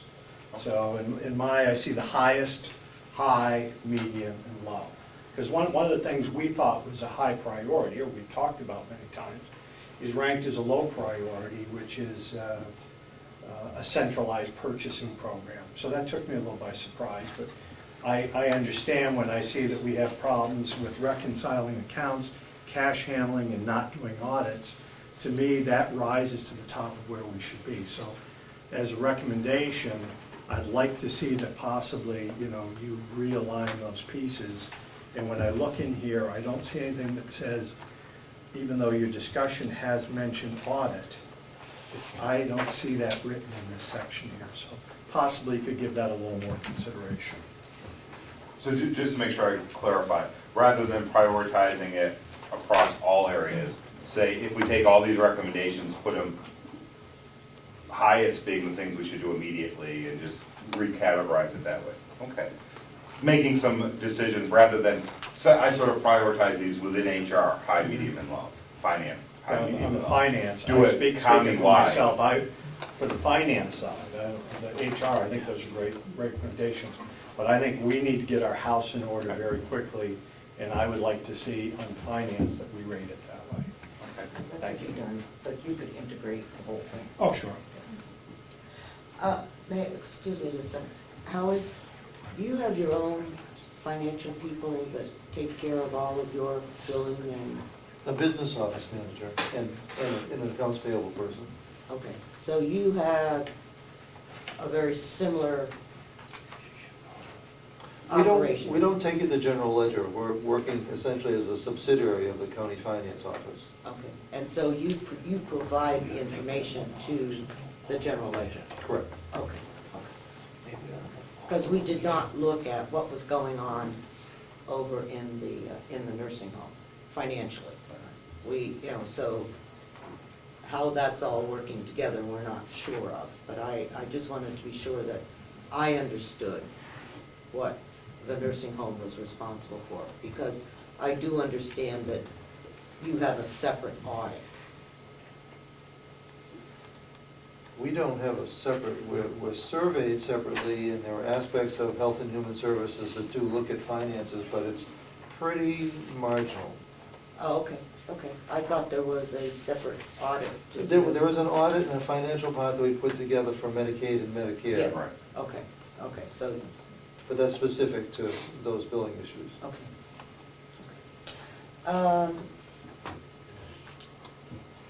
Anyone else, questions or comments? Okay, Well, go ahead. I just, I'm not sure if this is clear, but I don't think that we need to prioritize so specifically that we put things in order, because many things can be done simultaneously by different people, right? Absolutely. I think what I heard is more of a, to give you the group, my opinion of the highest priority items to be done, not just within finance and HR individually, but across all the recommendations. But yes, we take, if and that's the benefit, if key financial things are being done, HR can still be doing some things, even if it's not the highest priority, they can still be making progress on that, and that's absolutely true. Representative Butler? Thank you, Madam Chair. The issue that you raised that isn't necessarily financial, but within this section, relative to the commissioners' meetings, I think is interesting, and I would hope you'd be able to flesh that out a little bit. You know, you say opening bids doesn't necessarily need to be done at first in a commissioners, in an open meeting, but I don't know how else you do that and make it a part of the public process. And because we have only 3 commissioners, if 2 of them are meeting to discuss any issue, it's a meeting. Absolutely. And so how do they prepare an agenda and do work relative to the commissioners' meeting in such a way that it can be more efficient and effective? And I think that that would be important. We will address that further, but let me give you a quick response just so you have sort of my thought. On that very simplistic example I gave of purchasing,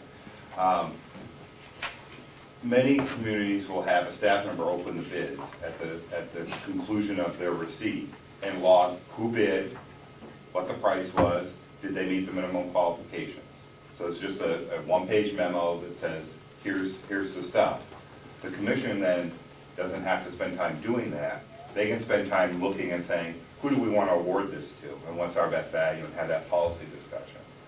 The administrative piece can be done in advance of a meeting, because there's no decision being made. It's just, here's who bid, here's the response, did they meet the minimum?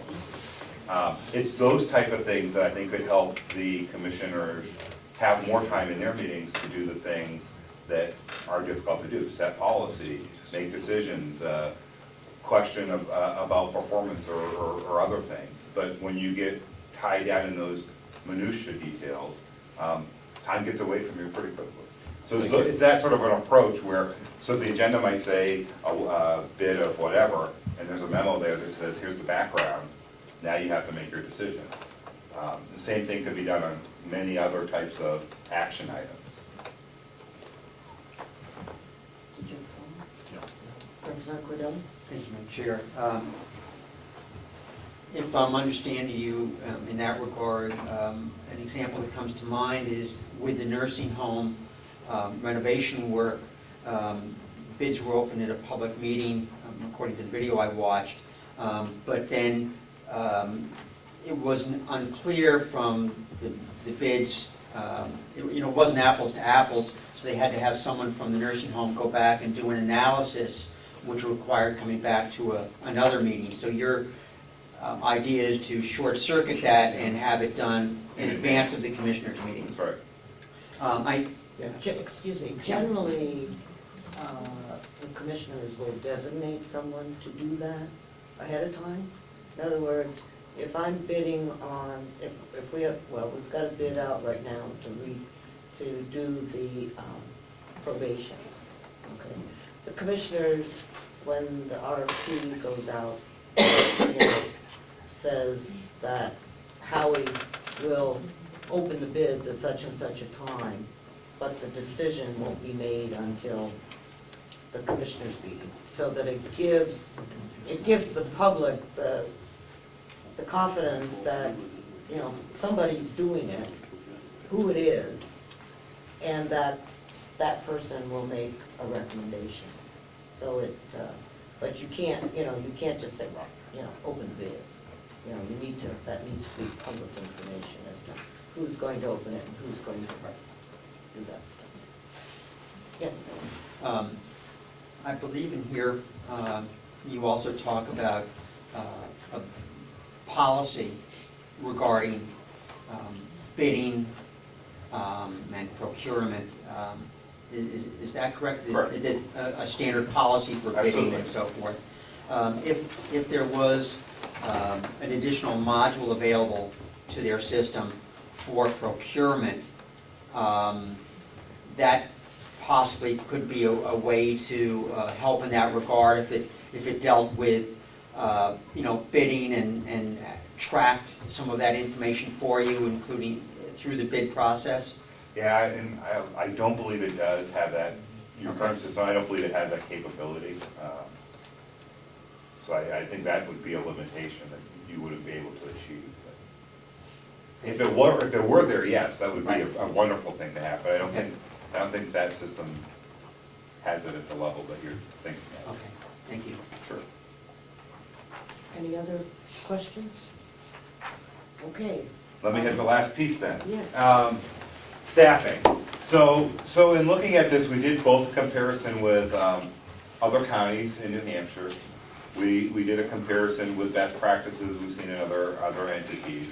And I think the long and short of it is simply to say it this way. I think on the HR side, you're appropriately staffed if you have reasonable expectations about when some of these improvements are put in place. If you want them quicker, you're going to need to provide some temporary or assistance or contractual help to help them get to it faster. On the financial side, we are recommending a position to be added to your organization. And we gave you two alternatives and we gave you a recommendation. Our recommendation was to consider the county manager, business manager, whatever you want, a county administrator, whatever you want to call it, type position that would do a lot of the administrative stuff, but that would also have greater oversight on the financial side.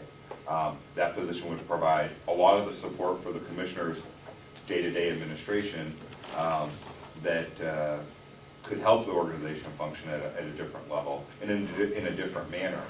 I think it would also relieve some of the duties that may have been pushed to HR right now in sort of coordination efforts that frankly probably pulls their time away from doing some HR stuff.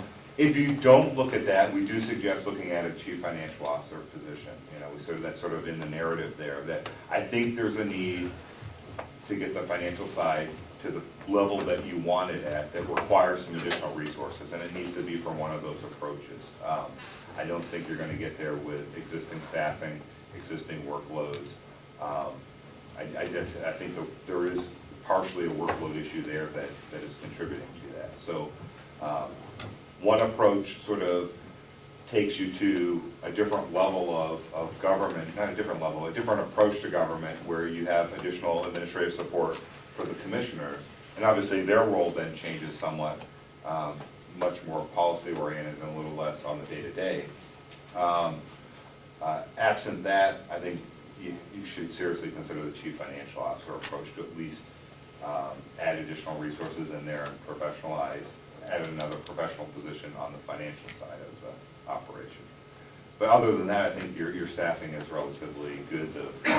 The differentiation in the financial positions are good, you know, with the controller and the finance manager, and you know, you have good job descriptions set up there. We just need to do a little bit of tweaking on this. Questions? Representative Baldwin. Thank you. Thank you for recognizing me. And I was hoping that maybe you could maybe just amplify a little bit in regard to the county administrator position, and maybe with regard to them having that, you know, the knowledge of procedure and statutes for the RFPs and their abilities to do things and not be having a meeting where we, you know, and have that institutional knowledge of how, you know, what's the law regarding this, you know, as opposed to well-meaning and well-intentioned people who are going to eventually turn over, because that door will continue to revolve relatively quickly as opposed to someone who's been educated and trained to do administration. And I think the major benefit of a position like that, no matter what title you call it, is it provides you somebody who is trained and experienced in those day-to-day administrative areas, whether it's procurement, finance, HR, that can provide additional support. I think the real benefit it does is it means these three individuals focus more on policy rather than some of the day-to-day details that they are doing now because nobody else is doing them. Whether that's reviewing the bills every week to make sure we're getting the best deal. Okay, important thing, somebody needs to do it. Really would be better if it was done before the bill was received, before the item was procured. You could have a greater impact. I can't quantify what that might be, but at least it's being done. But who can write RFPs? You know, really, you know, commissioners shouldn't be the ones who have to write RFPs and put them out on the street. You should have somebody who can do that for them. The key decisions on what direction the county should go in has to come from these three individuals collectively. That's their larger role. And, you know, I'm not from your county, so, you know, this is harder for me to say, but I'll say it anyway, because I'll be leaving town. So, your county's changed. It's not the same as you were 30 years ago. You grow. I mean, you've grown in population, you've grown in complexity, your budgets are larger than they were. It's much harder to operate a three-person executive. That's very difficult to do. Anytime two of them want to talk, you know, they got to be careful of the law. Yeah, it only takes two decisions to move forward, but it's not the most effective way to do some of the day-to-day administrative things. It's a great way to make policy. It's not a great way to administer details on a daily basis.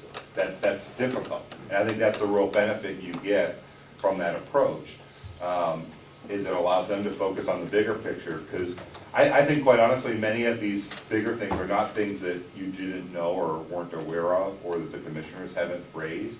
It's, if I have to worry about getting checks paid, approved, these details done, I gotta spend time doing that, and I don't have time left for the bigger picture items. Follow up? You kind of alluded to the fact that, you know, procedurally, that having three board members can have its advantages, but then for them to be able to work together and be compliant with the right to know laws, which I believe are, you know, fairly recent, and certainly they were instituted after we instituted only having three people on the Board of Commissioners.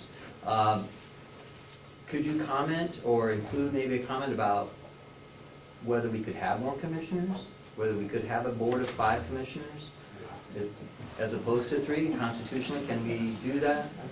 Would there be an advantage to that? I know that this may be not part of what you were asked, but it seemed to me that when you look at municipal government versus the county government, most have more than 3 selectmen, they'll have 5. So is that something that was a consideration? Do other counties have them? I don't know, I didn't look at that, to be honest. But I think we could take a quick look at it and comment. I think the bigger issue is the size of the board is less important than the role that they are being asked to perform. I think from the areas we were looking at, from the, you know, day-to-day operational, I think what's more important is, you know, do we have the time to spend putting in place the structure? It's hard to both put in place the structure and the policies and then also enforce them and hold people accountable for them. You know, that's where that differentiation of duties really helps. You know, they need to have somebody they can go to say, you know, you're being asked to put this policy in place and I want it done. And then they can hold that person accountable getting it done. But it's a person who should be trained and able with the professional skills to actually implement it, develop it and implement it and move the organization forward.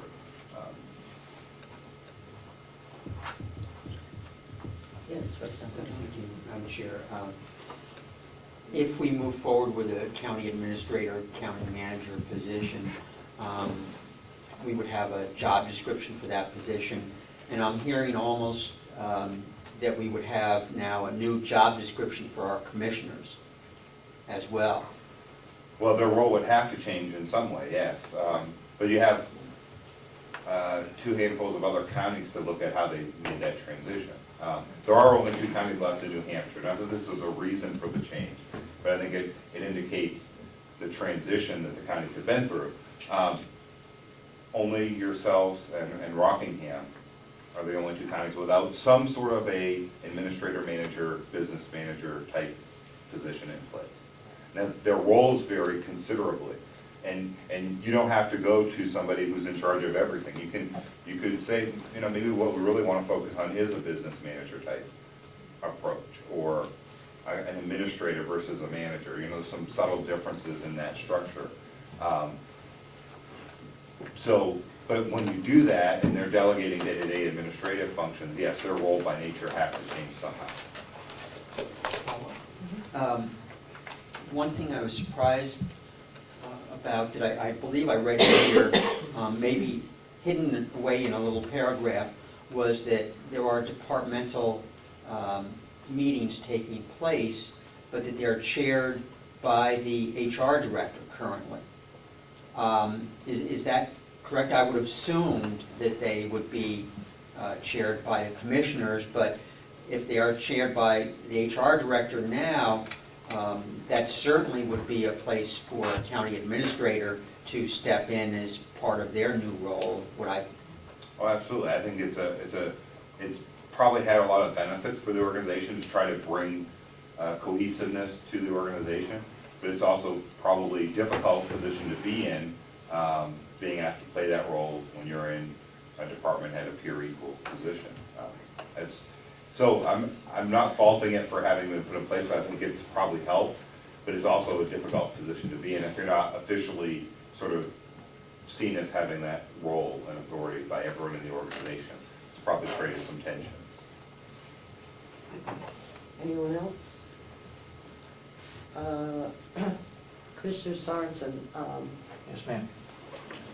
I believe that, I hope anyhow, that the three of you picked up copies of the performance audit and Yes, we have. And have looked at it. Yes, we have. And you indicated that when Representative Schmidt was talking that you would like to say something in regards to what you've been doing with the report.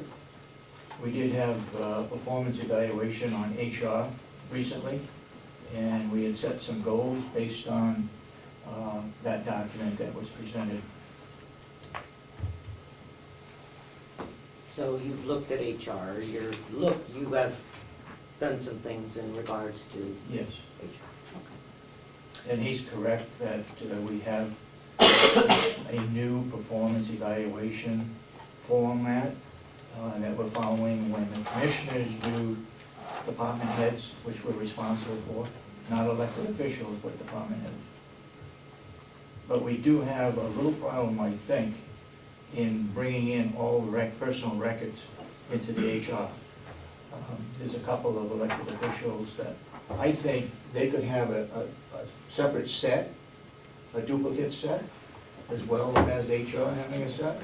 Should that be possible? Departments often keep their own set, absolutely. Our concern was only, where do we go for the official one? There should be somebody that designated that has the official one. But department, I mean, when I was in local government, I always kept a copy of stuff I did so that I had easy access to it. But we need to not have a situation where you don't have an official record or it's unclear. You know, here's the situation. I'm an employee, I've done something wrong, you're gonna terminate me. I'm not probably gonna go willingly, I'm gonna fight you. So I'm gonna say, well, show me, you know, my attorney's gonna say, show me where you talked with me about this. Whose file's gonna be the one that matters? What's in HR, what's in the department? You say, here's a memo, well, did I get a copy of it? I didn't sign it, I don't know. HR wasn't involved. I think those are the things that you can help avoid if it's very clear. If it's in HR, it has to be in that file for it to be effective or official. As a department, I'm going to want to keep a copy of those, absolutely. But at some point, you know, we got to have one official record somewhere. But elected officials obviously is a little bit more of a tricky situation because, you know, you have no control over that. But other than that, it should be an easy implementation. And I think with discussions with others, we typically see that the personnel file is usually not the hang-up. It's when their role in making decisions about hiring decisions or positions where typically you run into issues. I liked Alan's solution before that says if you want to keep those documents, then don't come to me when you got a problem. Solve it. I didn't say it quite that way. Well,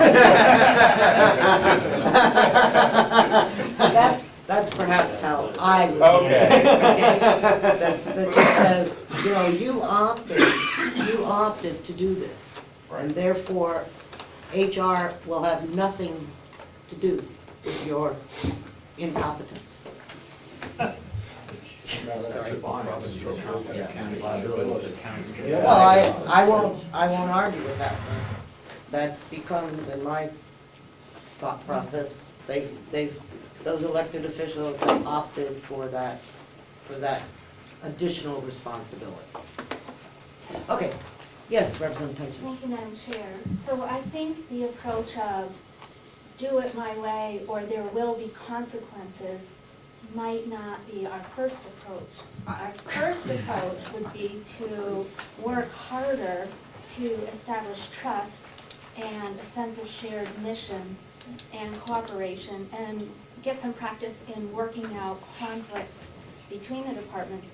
And I'll also take this opportunity to add that at the last meeting, I recall a statement made about the lack of trust between the delegation and the commissioners. And I think we all see that. And I think that it's our responsibility when we see a problem such as that to start to address it. And I don't, Susan, I don't disagree, okay? My comment was if they are not agreeable to HR doing that. Okay? And that's, you know, but Alan was much more tactful than I was, I'll put it that way. So, yes, wait, Representative Conti. Thank you. If I could, Alan, please. The, an item that we had spoken in subcommittee about was union negotiations and contracts. And we had talked about that, and you said you would highlight from your experience, you don't need to do it now. Right. But I'm hoping you can make a comment, the plus and minuses of multi-year contracts versus one-year contracts, and staggered terms, so they're not all coming due at the same time, or if it was a benefit from what you're seeing to other counties. So if you could find your way to work that back into it. And I just wanted to go over one point, and talking about how the county today is different than it was 30 years ago. And you having quite a bit of experience with other counties and other states, it would seem to me that cornerstones of those counties and their financial departments that you've seen, and tell me if I'm incorrect in this, cornerstones would be having centralized cash policies, reconciling accounts in a timely fashion, and performing regular audits. Those would seem to be cornerstones that haven't changed throughout counties, throughout this country in 30 years. But those are basic expectations that those duties are accomplished, yes. Thank you. Representative Butler. Thank you, Madam Chair. So what we have in front of us is a draft. Correct. How does this get finalized, and does it include the comments made today? Does include comments made today. The question is whether there's any other time period you want to allow for input, or if we've addressed it today. That's really for your role or decision to make. And that's the reason why we handed it out 2 weeks ago, so that if any of the delegation had any inputs to make, they could go over it. And the people that were here got copies. The people that weren't here, I sent email copies to. And so all of the delegation members have had roughly 2 weeks to come to grips with this. And I definitely think, and I don't know whether the commissioners may have they've had the same amount of time, as to whether or not there are things that, they would like to see, expanded upon or discussed. I realize that this was the delegations, move forward, but the reason that we were doing this is that we felt that there may be some things that needed to be addressed. So I don't know whether... I just make one comment, Sure. a comment, and that is that I learned a lot by reading that report. I wish it was done 10 years ago. We would be in better shape than we are today. I would like to take the opportunity for the commissioners to meet with the head of HR and the finance director to go over the report and maybe sit down with this gentleman and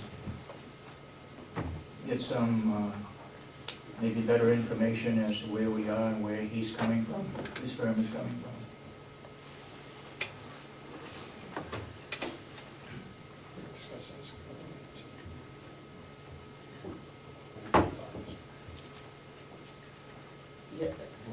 President Buck. I had some follow-up to my initial question. And I guess it goes to what you were talking about.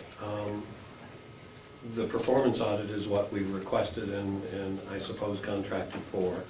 So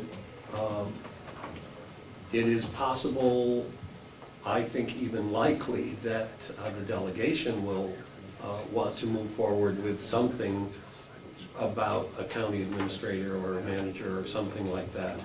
But obviously that's not in this budget, and it's something that's going to happen over the next several months, and we're going to go through an election, and all of that change is going to happen.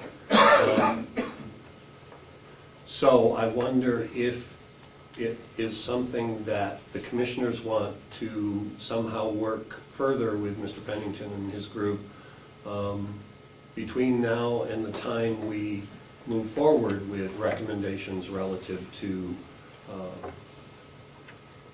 a further discussion about the county administrator. I thought when we met with him that he would come back and talk with us before the final report was published. Representative McConkey. Thank you. My understanding of the process that we started was to hire a consultant, and the consultant has done an able job of interviewing yourselves, your staff, and people that are connected with your department. We had thought in multi-years going forward, if this proved to be successful, then that we would look at other departments. I don't believe in our scope of work, and I stand to be corrected, that we did not allow input time to go back to work with the consultant. And if it did, I think that's falling, or if that's needed, that falls out of the scope of what we had asked of him to do. So that would probably have to be some level of compensation to do that. I feel pretty comfortable that when the final report is drafted, that it's going to be a document that you and your financial people can move forward through and work out. And if the subcommittee needs to be around to aid in that, perhaps. But I think you're getting a pretty clear document of what the recommendation is. I don't want to speak for Matrix, but I think we're starting now to get to a point that's outside the scope of what he agreed to. Representative Schmidt. Thank you, Madam Chair. Maybe a comment and then a suggestion for the consideration of the delegation. The report was put together for the benefit of our delegation here. And as I said earlier, I think it's detailed some areas that need improvement. My comment now would be is typically as the process would go forward, it would be up to the commissioners now to either agree with or push back on some of the recommendations that were made. Might I make a suggestion to the chair that we establish a date of, say, October 1st or so, which gives a full month, where we might have another meeting where we could have a detailed response from the commissioners as to this, and at least a preliminary course of action. Because frankly, I don't believe it's within the authority of the delegation to demand the appointment of a manager. I don't think we can do that. I think they would have to come to us and say, yeah, we think it's a great idea, and then we would have to agree to fund it. So that's what I'm looking for. I would love to have their response back to this very detailed report formally, and I think a month or so is an adequate time frame for that to happen. Just a second, excuse me. Mr. Pennington, when do you believe that you will have the final? Okay. If we're going based on feedback today, we have at least one email. One issue I want to clarify with staff about, and I forgot to mention this, so I appreciate the opportunity. We did have a preliminary recommendation in there about an IT position, and I believe some of the data we looked at in terms of the cost that was paid on the current contract is incorrect. So we want to validate and verify that before, and so we may make a change on that. But if it's only from your comments here today, I could have something back to you Monday or Tuesday. If you gave me a week to do that. You haven't asked for anything substantial change, or minor formatting, some clarifications, so we could move this quickly so that you would have time then to do your, if you were gonna do what you were suggesting, have a final document that you're working from rather than a preliminary.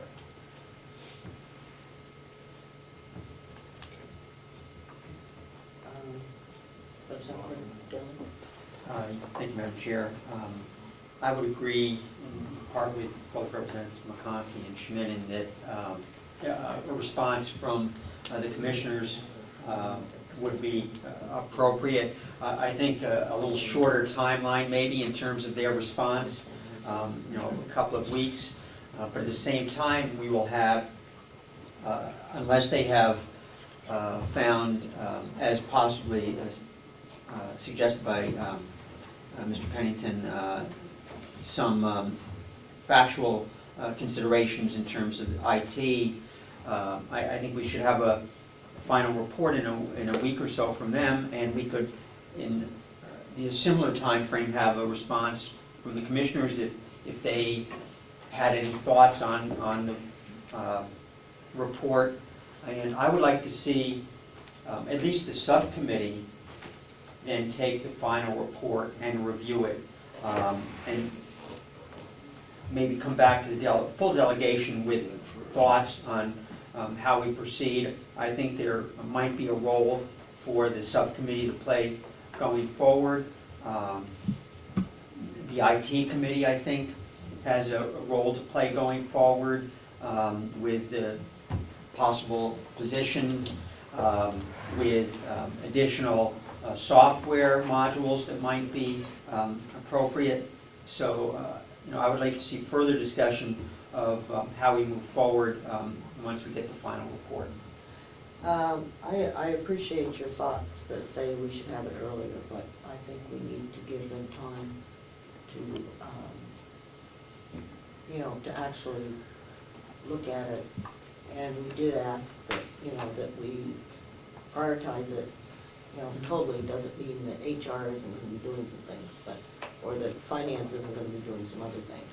But I don't want to have a rush to judgment on the part of the commissioners, because it's, it's a combination, I think, of the commissioners and the delegation to move forward for the people of the county, to make sure that, the $30,000 or whatever it was that we spent on this is well used, and that we're able to see some changes and some progress. And it doesn't mean that the people haven't been trying, they just haven't gotten there. And that's what I think this report is highlighting, is that sometimes when we try, we spin in circles instead of getting out and moving forward. So, Representative. Thank you, Madam Chair. Just a couple comments. One thing is, I think it would be appropriate for the commissioners to maybe formulate a list of clarifying questions that they may have after reading the report that was submitted to the subcommittee. Then the subcommittee could submit that on to Matrix, because, as was mentioned earlier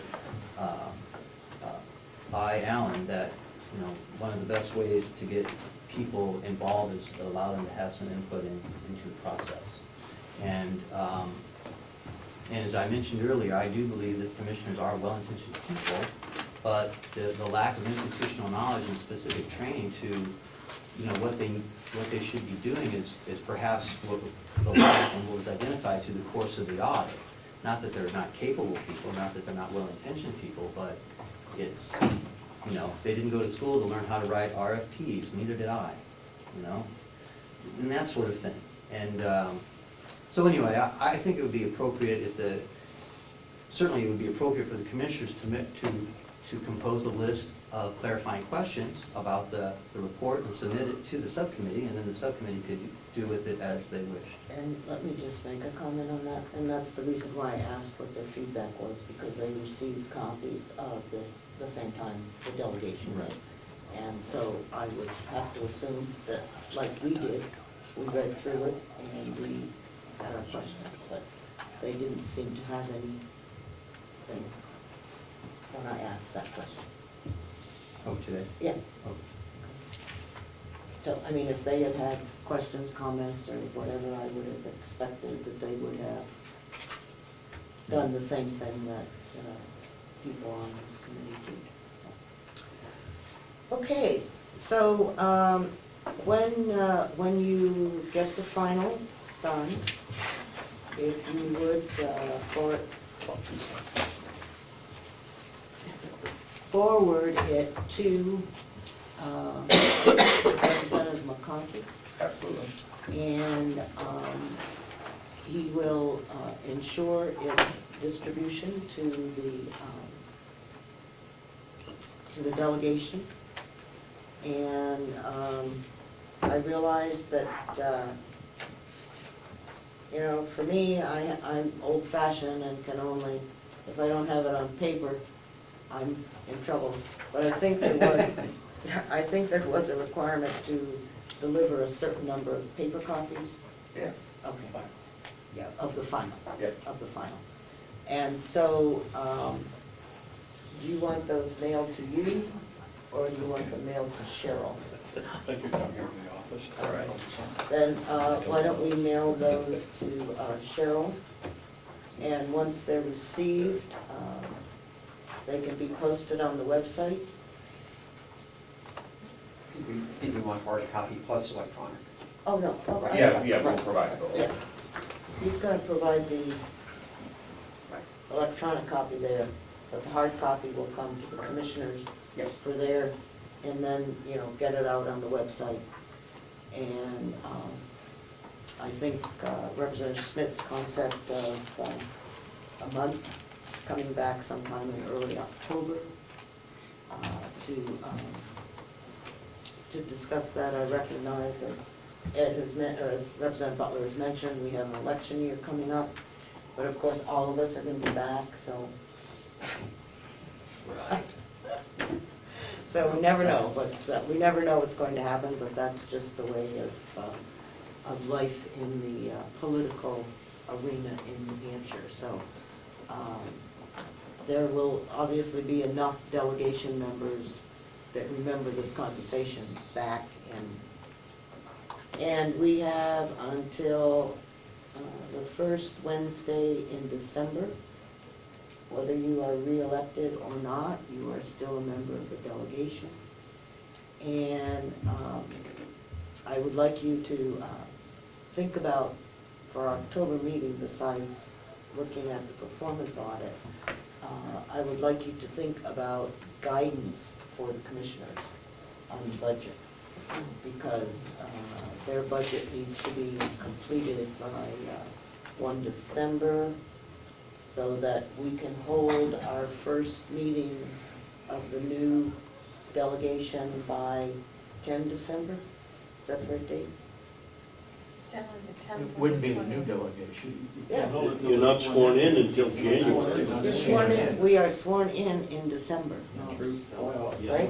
Yes, we are. The first Wednesday in December. And then. I don't know what you're thinking. We're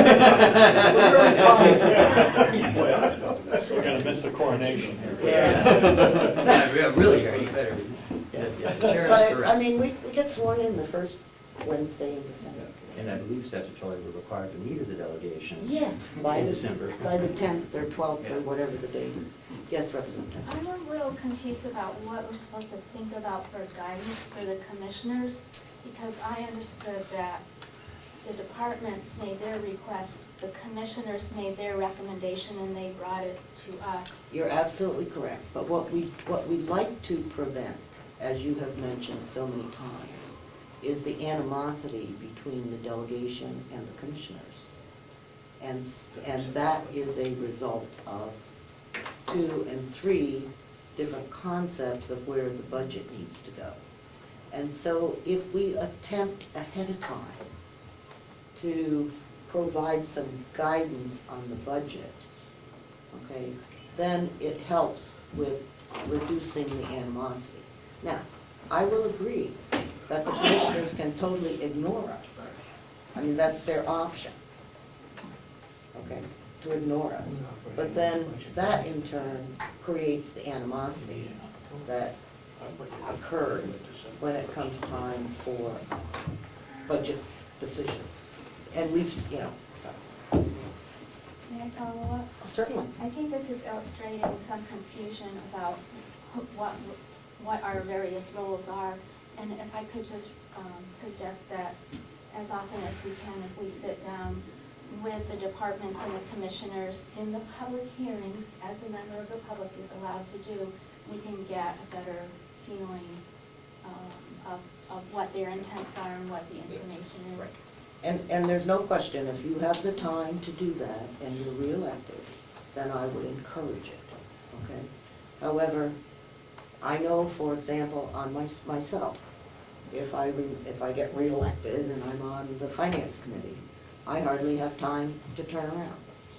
And so it depends on what you're doing and what your responsibility is. And I know that if you get reelected and are on Health and Human Services, more than likely you won't be able to do as all of that. But that I think is an individual delegation or representative's decision. But it does help to, we didn't do this 2 years ago, and we didn't do it last year, but I just think that it is helpful in such as the recommendation for a capital improvement plan, okay? Are we as a delegation, you know, feel that that is something that we would like them to do? Oh, yeah. You know? And so, those are the kinds of things, yeah, helpful things, you know, perhaps, you know, it could be things like, you know, we have looked at and thought about over the last century, you know, since we've had the matrix thing, that perhaps we would favor looking at a county administrator. Okay, and so we know that that's going to be some amount of money. We also know that inflation, you know, has been around 2%, I think. You know, so perhaps we would suggest that our budget might fall into that range. I mean, those are the kinds of very general guidance that we're talking about. And as I said, that's up to the commissioners to figure out where they want to go. And of course, it will be especially difficult this year because two of the commissioners, one is not running again, and one is up for election. And so it will become, and it, you know, and I mean, it could be that they're both gone. And so that becomes a difficult situation for a well, they don't, the commissioners don't get sworn in until January. So that's, you know, these three people will be putting the budget together.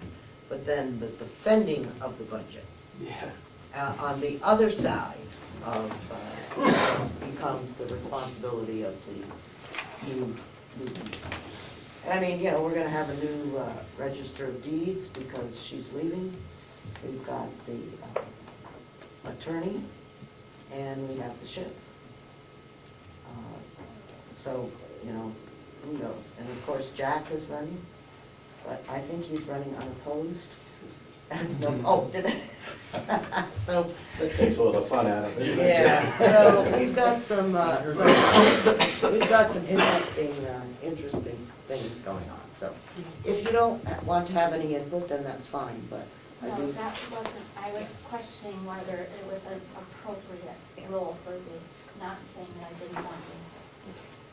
But that's Okay, pardon? Representative Ogden has a brief question. Oh, I'm sorry. This is more like an announcement. I just, since we got most people here, the Annex Subcommittee or the Mountain View Community Subcommittee, we did make plans at our previous meeting 2 weeks ago that we were going to meet the Monday after Memorial Day weekend, which I believe is the 8th. Labor Day? Labor Day weekend, I'm sorry, yes.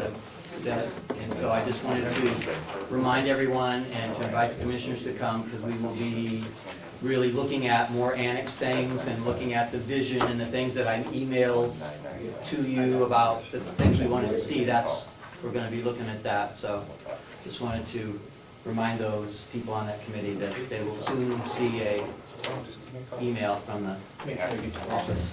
Will it be officially? I will. You will ensure that it is posted properly. Oh, I'm sorry. Okay.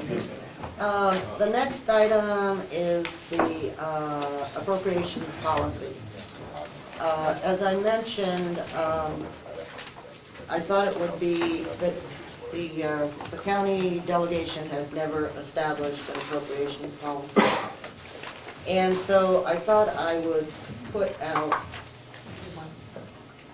one more of these. I thought I would put my head on and try to come up with an appropriations policy. And it's the one that's in the little type, okay, not the big type. Okay? This is the appropriations policy that Melissa laid at your desk. Okay, so you should have it there, and it looks like this. Okay, well, I'll tell you. Okay, everybody find this document? Check. Okay, no, that's not check, that's the wrong document. That's the wrong one, I was gonna write Melissa on it. Which one, this one? This one here. Yes. Okay. Representative Ticehurst took a look at it and thought that perhaps it wasn't clear enough. Is that how you want to say it? I didn't understand it, so I Okay. reformatted it So- and edited it so that I could understand if this, Yep. so that I could inquire if this is what you intended. Okay. And so Representative Ticehurst brought this today. Okay? Is that the Ticehurst email? This is the Ticehurst I don't know. comments. I'm not offering it as a motion. Yeah, we're just offering it as clarification as to some of the issues. And I will be perfectly honest that when I was reading through what it says in the RSAs, it's about as clear as mud. Okay, and that's in RSA 14 and 2414 and 2415. So if anyone has any suggested changes to those two RSAs, it probably wouldn't be a bad idea to put something out. But anyhow, I am, since it's about 11:30 or 12:30, what I'd like to do is have you look at these, and when we meet in October, that we will, and the commissioners as well, because this policy, won't be implemented tomorrow or the next day, but I certainly would like to have us vote on it as a delegation, in perhaps at our October meeting. And if there are, one of the things that, if we would like, we could have 2 or 3 of us get together as kind of a little subcommittee to look at this and maybe, try to clarify where we are so that we can meld the two together or, whatever. And so that we have something that can go out as sort of a semi-final, sort of thing prior to our November meeting. So, yes. Thank you, Madam Chair. I think in addition to the wording for the policy, what I will need to make a good decision is also a better understanding of what problem we're trying to solve, what the problem is. Do we indeed have a problem? And also, our sister county of Belknap is involved in some differences of opinion about this kind of policy. And I would need to be clear that this policy was going to lead us away from that kind of trouble rather than toward that kind of trouble. And I'm not going to discuss Belknap's policy, but I don't know. It may be a little, in my opinion, it's perhaps a little harsh, and I think that that's what has caused the problem, and I was not looking to be harsh, but rather, and where the primary reason that I was spurred by this is that we look at the expenditure report that we received at the last meeting. And we have some problems, okay? For example, in the, whatever it's called, the special fees and services, we're at 90% spent, okay? And that's a category that was appropriated specifically for something.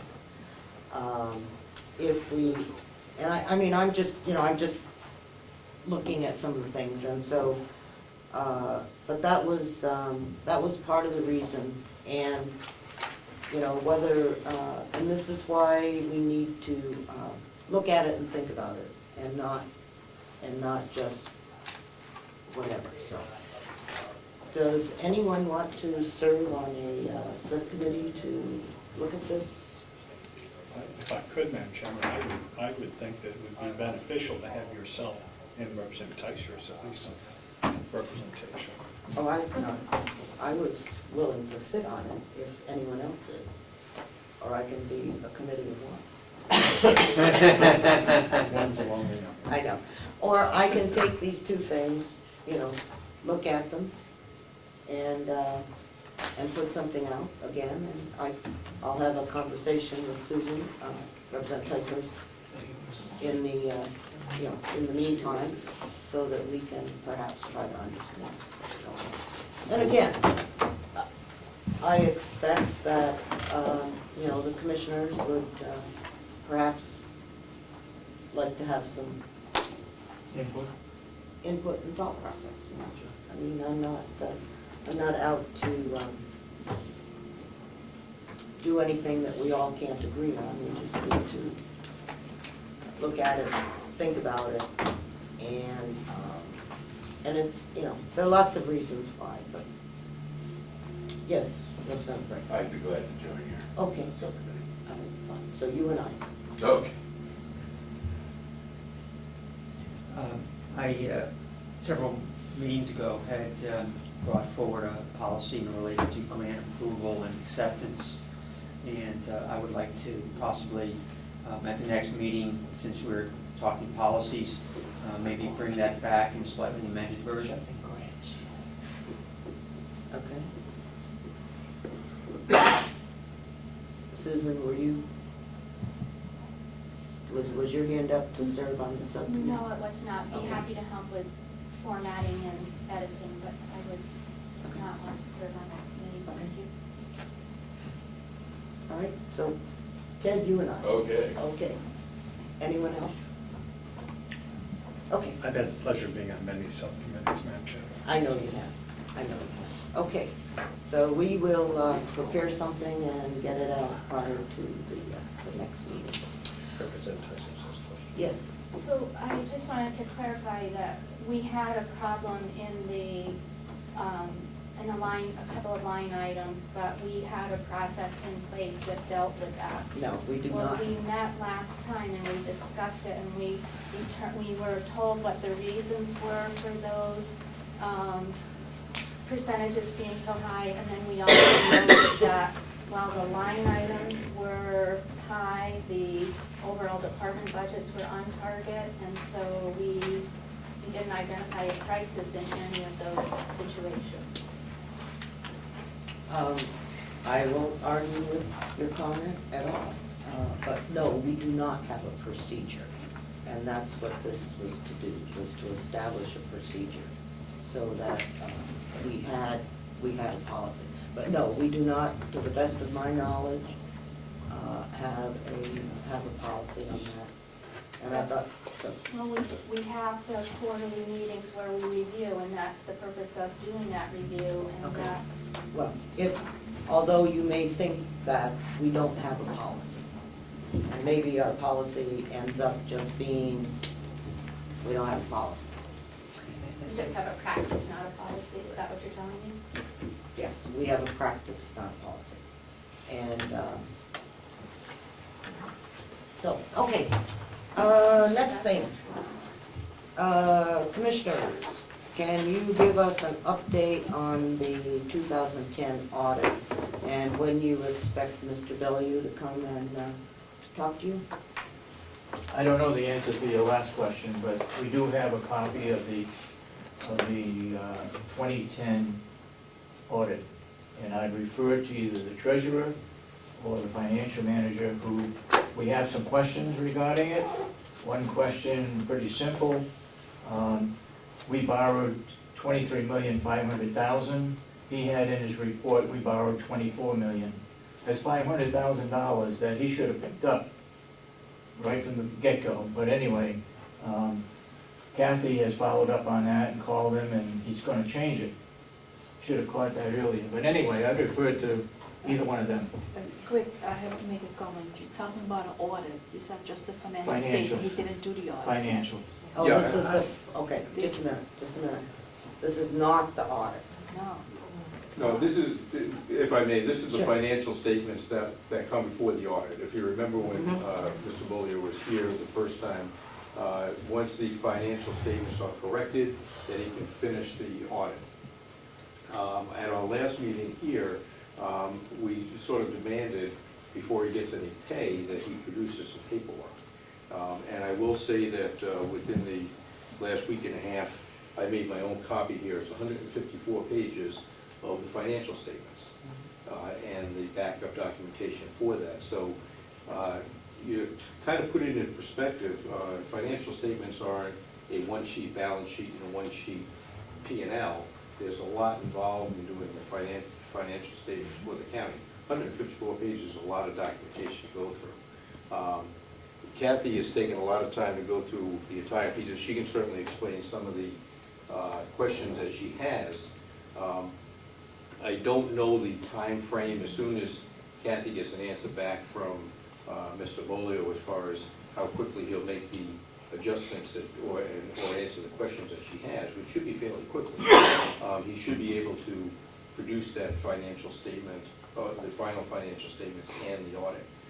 I would hope within the next week to 10 days. After that, I have asked Kathy, once the 2010 audit is completed, to give us an exact time frame on when the 2011 and 2012 information will be available to us. Okay. Kathy, you. Kathy, do you have anything? Yeah, I spoke with Ron this morning because I had sent him an email with my certain questions, and I have several more questions for him, and he said he would respond to my first question from last week today, which I'm hoping will have a response when I get downstairs. And I had offered to go there with these and go through the questions, and he suggested I list the questions out, send them to him, and so that he can be prepared and then answer me back, which he said, you know, we can do this within this week. the audit piece he had done before, and he was restating the financials. So he said with this and the 95% audit that he's got done, we should be done within, like Jack says, a week to 10 days. The questions I had is, as Commissioner Babson said, the bond amount that he indicated we borrowed on his documentation was more than our actual documents. He's reclassifying certain areas. Victim witness, you know how victim witness, we have it as a budget item he's changing it to a different fund. So I want to know why he wants to do that. Because it's not a budget item. Well, we have a separate department for victim witness, so he wants to pull that out. He also has things in here with regard to Hale's location, which we don't do, Hale's location does. He has some adjustments in here for cooperative extension that we don't do as cooperative extensions, financial statements, and Hale's location's financial statements. So I'm not exactly sure why he has them in here for us, so those are some of the questions I have. So you have all your questions done? Well, I have, see, I got little stickies for all the pages. I understand that, but are those all of your questions? I will probably review the document again before. Because what I don't want to have happen here is that we continue to review and never make any. I'm not gonna say he should change, I just want to know why they're the way they are, have an explanation. So you believe at this point that you have all of your questions to him? Yeah, I Okay. have to write them up, but Okay. I've gone through it, and a lot of it is the general thing. Why are we doing Hale's location? Why are we doing cooperative extension? And should they go to those appropriate parties? Okay. But the appropriate party, in particular on Hale's location, are sitting right in this room. Well, no, it goes to they have their own, the commissioners are the selectmen. Thank you. But their financial. And their financial person is responsible to these guys sitting right here, and gals. So, it's not Hale's location, it's the selectmen and their person. But it's not in our county. I understand that. That's what I'm getting. I understand that. One hat versus the other hat. Can I just have clarification for a minute? Sure. I understood Ms. Gary to say that she sent the two separate lists to the auditors, two separate lists of questions. Was waiting to hear back today on the first list.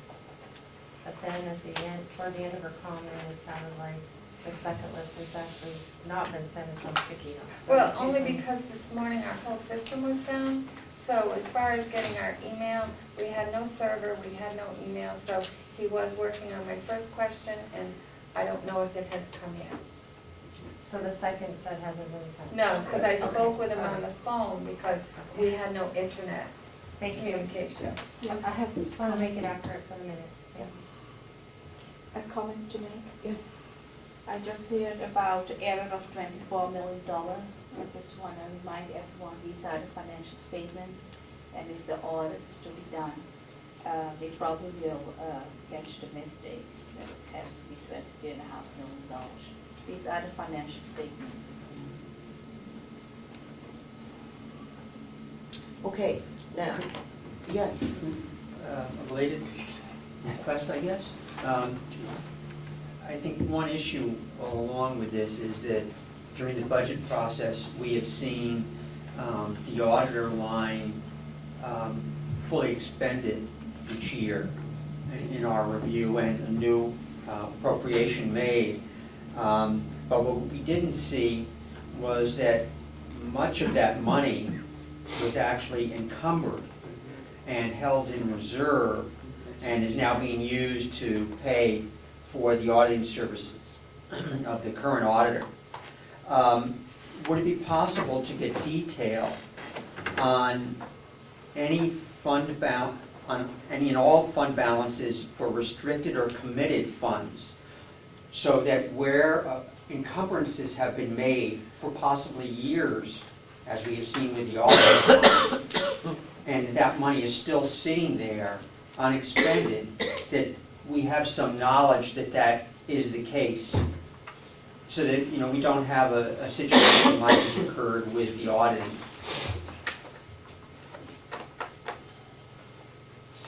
Is that, Oh, Pretty simple statement. is that available?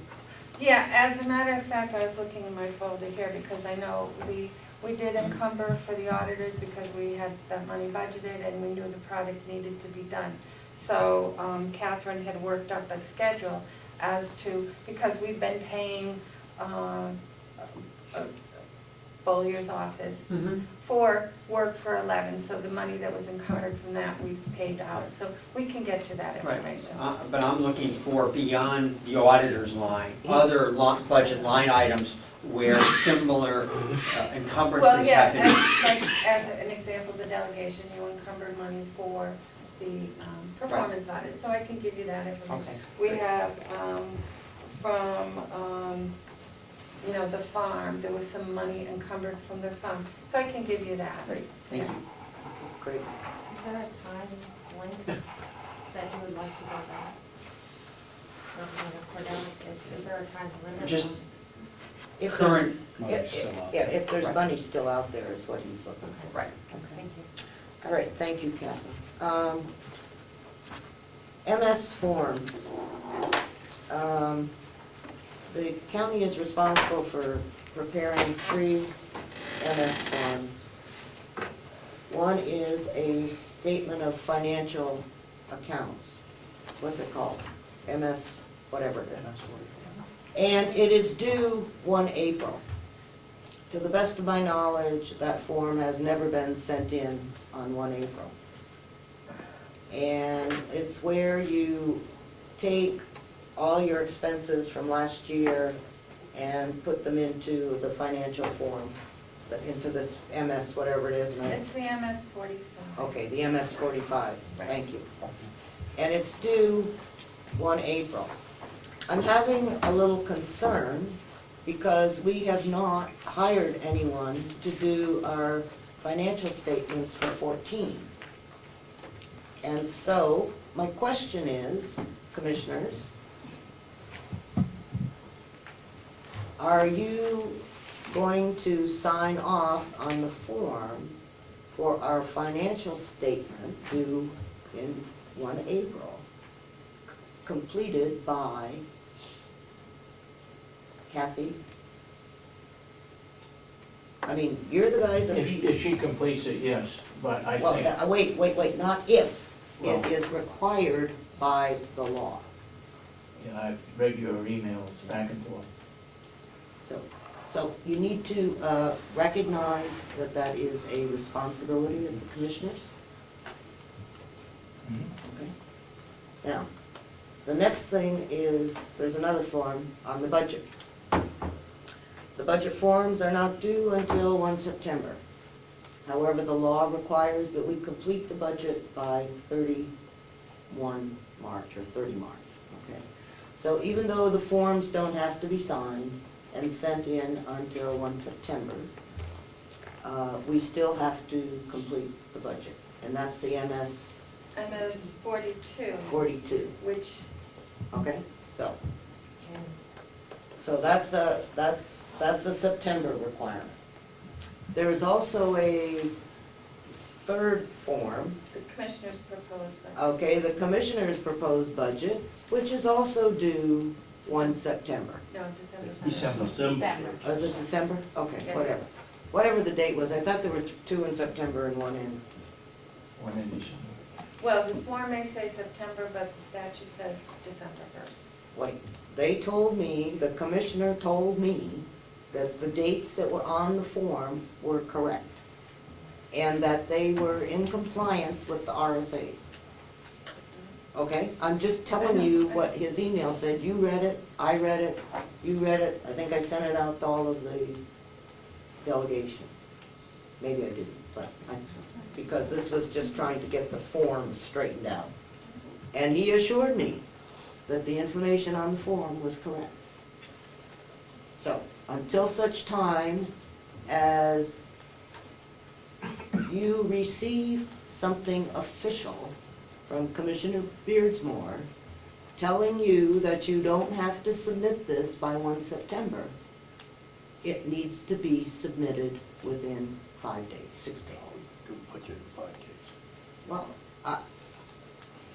I'm just, I'm telling you what I got, okay? And we had the discussion, and Commissioner Beardsmore went to talk to the people in the area that Kathy deals with, and they said no, they've never said anything like that to any county person.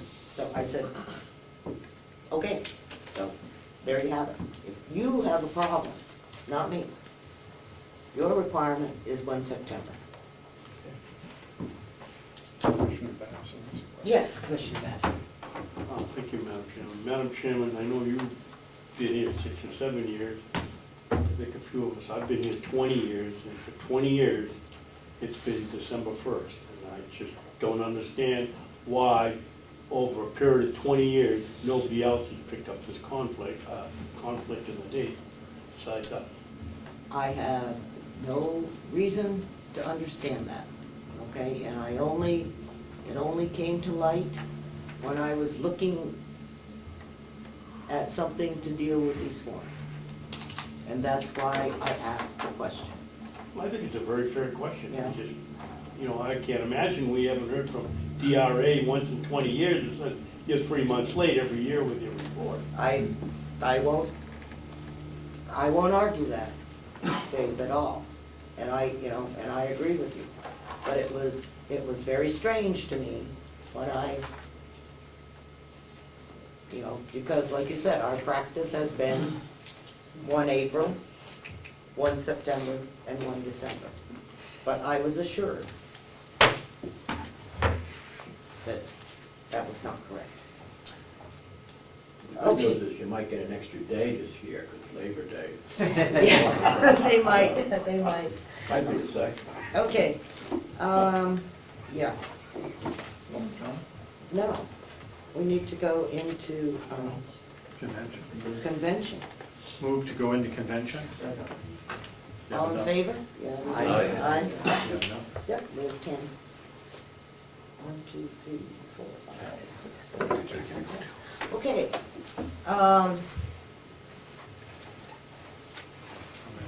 Can I have a motion to ratify the minutes? So moved. Second. All those in favor? Aye. Okay. I need a motion on the tie-in for the, when we tear down the old nursing home. So moved. Wings. Okay. The roof you're talking about. Yeah, no, the tie-in. Where they have to build the framing, framework, And it's roof and roof too. Option A. Okay. So I move second. Okay, so now, all those in favor, say aye. Aye. Opposed? 1. Okay, 9 in favor, 1 opposed. Okay, option B. I think they doubled the money, but not Second. Okay. Yes, they voted no. All those in favor, say aye. Aye. Opposed? So we had a chance to discuss it, was gonna be the recommendation. Supplemental appropriation. Okay, the supplemental appropriation. So moved. Second. All those in favor, say aye. Aye. Opposed? Aye. 3. So we have 1, 2, 3, 4, 5, 6, 7. 7. Seven. Who opposed? I'm sorry. No, we don't need a Right. supermajority. Right, McConkey, all No, those. that's Auburn. not, I just want to point out that's on the item for we've taken the money from the bond to require a supermajority vote, we achieved it. Oh, okay. Just since you brought that up. Okay. 9. Okay, 9 out of 15. Okay. Is there anything else? Not in the motions that I'm aware of. Okay. Move to come out of convention, Madam Chairman? Second. Okay, all those in favor? Aye. Are there any public comments?